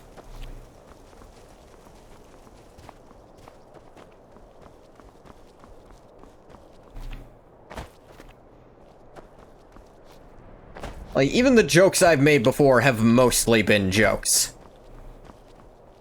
If Engoth and Serana lived together for eternity, it'd be like that. No sexual tension. No romantic potential. Love each other in a platonic way and find that they like each other more than they like anyone they could potentially have a romance with. That also works. I would even call Engoth's marriage more of an obligation than any real romantic attraction by him. You'll also notice sexual advances from people make him wildly uncomfortable.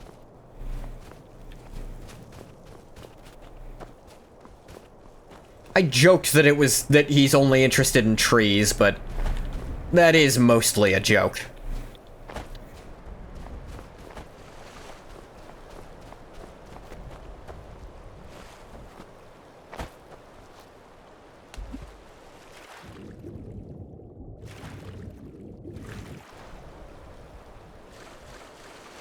Hey, look at that, a Stormcloak camp. I think. Move along, keep walking. No. This doesn't concern you again. Get out of here. You're trespassing here.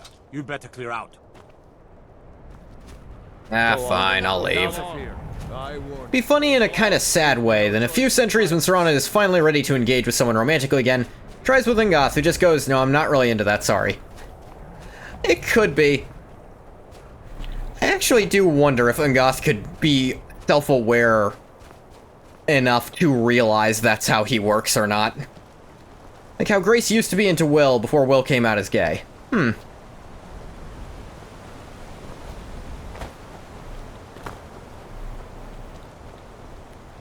Though I equally wonder if Engoth would have enough self-awareness to realize that's how he is.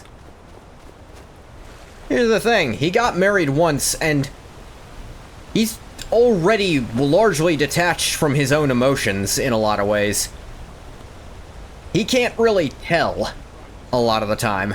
But you can't keep a good god down. Even when they have all the cards, those half-set... You want to dance with Dagoth? They hate us because they ain't us. I don't want flying. This fight better get me out of Silver, Nerevar.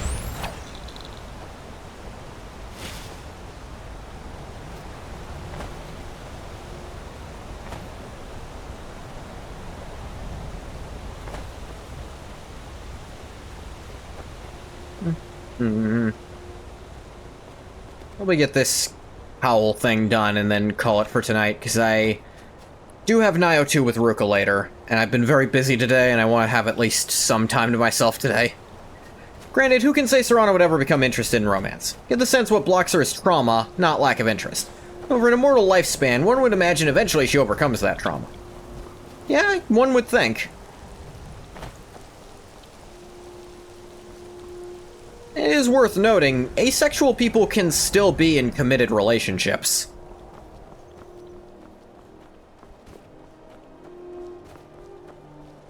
Hey, Nerevar, do you want to lie down for a bit and make some snow angels? Braid each other's hair? Maybe talk about our boy crush? I don't have hair. When she Nio on my two till I... It's okay courting that. I don't think there's like a... There's no extra words to the title, I don't think. Hey, we really gotta kick it into overdrive on Nio 2. Because Nio 3 comes out like next month. And we want to try to play that too. Only Bathwater was here. He would figure this out. He's good at this.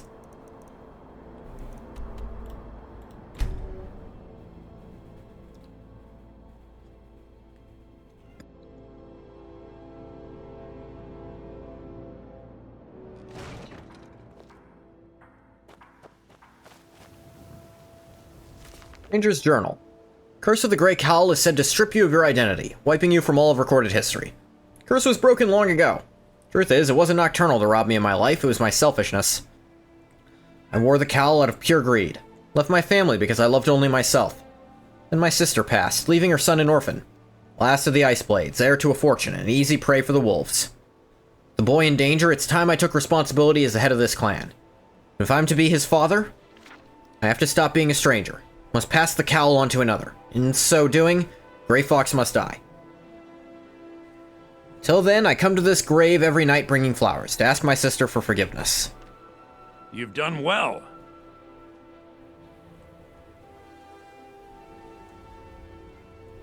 You were the Grey Fox all along.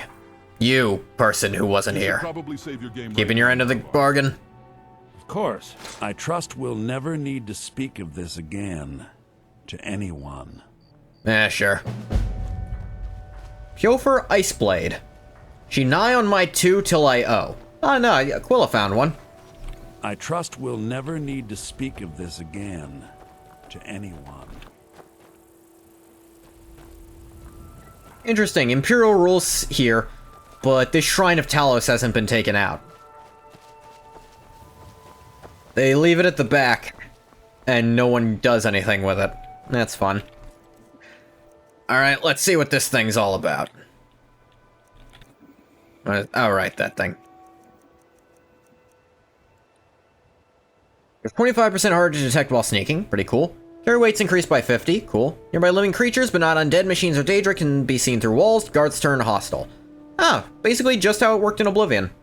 Cool, actually. I think that's neat.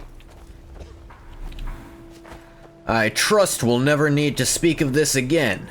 To anyone. Because I don't have any recorded lines I could use for that discussion. Nerevar, did you know that in terms of interspecies compatibility, oh God, he's doing this one are again. actually the most summonable and engageable Daedra for companionship? Get me the fuck out of here. 3 feet 3 inches tall and 63.9.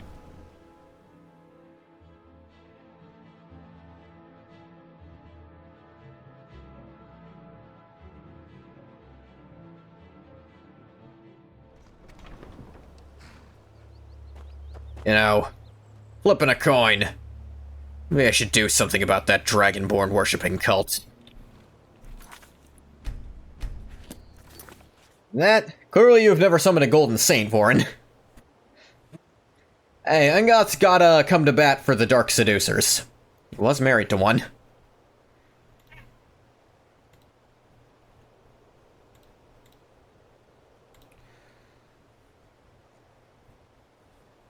Minute. Well, I don't know if you, saw this. It happened since you joined stream. I don't know if you caught this.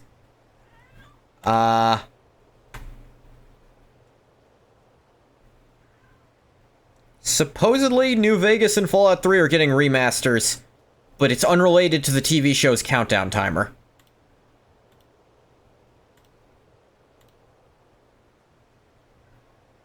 That might be fun. 3 remaster, that would... Actually, after Oblivion, do I want it? Do I want those remastered? I can still want a New Vegas remaster, but I'll probably stick to the original. New Vegas remaster will kill us all, I fear. Yeah, if it runs even twice as well as the Oblivion remaster. Think Skyrim needs a remake, to be honest? Yeah, I know, it keeps crashing. I think they need to fix that. Probably remake it, ground up. They'll revoice House.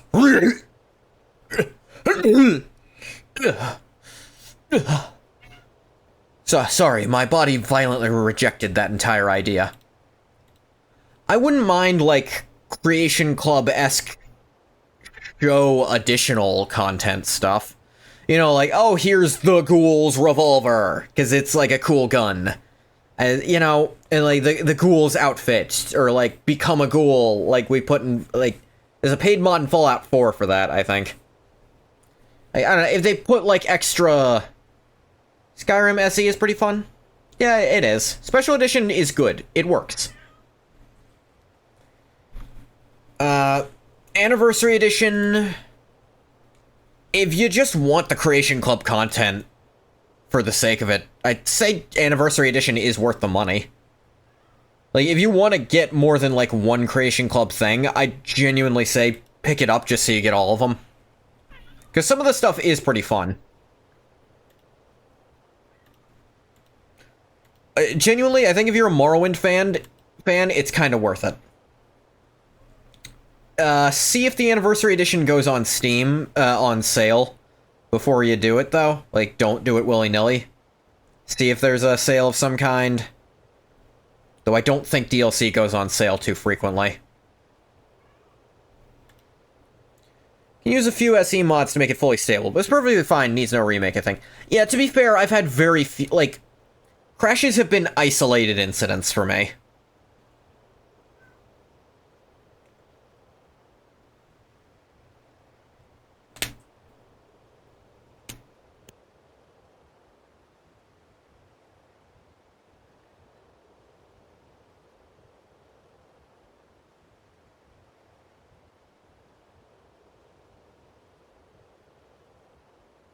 But yeah.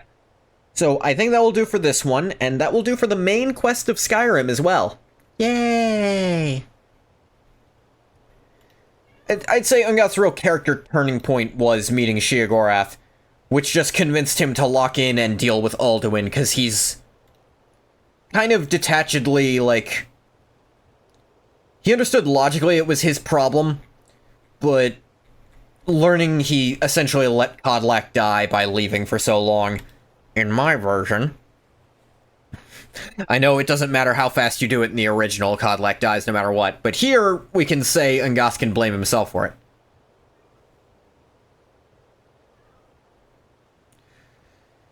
That was kind of his character match there, but I think he's going to get another... there's a little more I can do for him. I have an idea for something for Mirak to do to him, actually. I have a bit of a fun idea. And I'll see how mechanically I can make it work. And then going into Dawnguard. I so rarely go Dawnguard side, and I have genuinely no feasible excuse to make Ungoth ever agree to becoming a vampire. He kind of enjoys being a werewolf too much, for one. And for two, they're kind of just bastards, and while Ungoth has sided with bastardly people under some flimsy excuses before,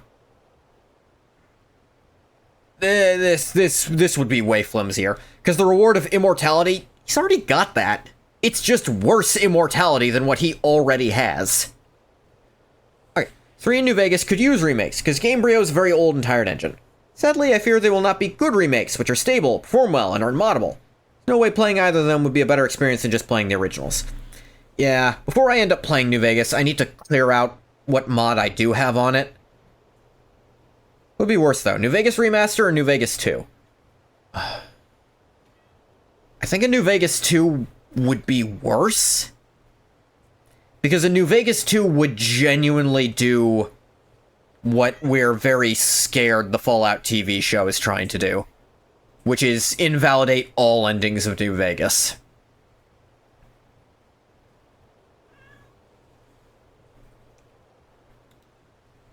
Like, I prefer it being in that limbo of whatever ending I gave it is the ending it has. A New Vegas 2 could destroy the canon, yeah, whereas a New Vegas Remaster, I can still play the original and call that one canon. And I can just act like the TV show's canon is just not game canon, which it already isn't, even though they're trying to make it game canon.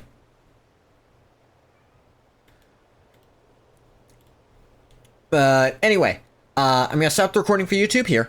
As always, thank you so much for coming if you came. If you didn't come, you don't get a thank you. Well, bye, YouTube.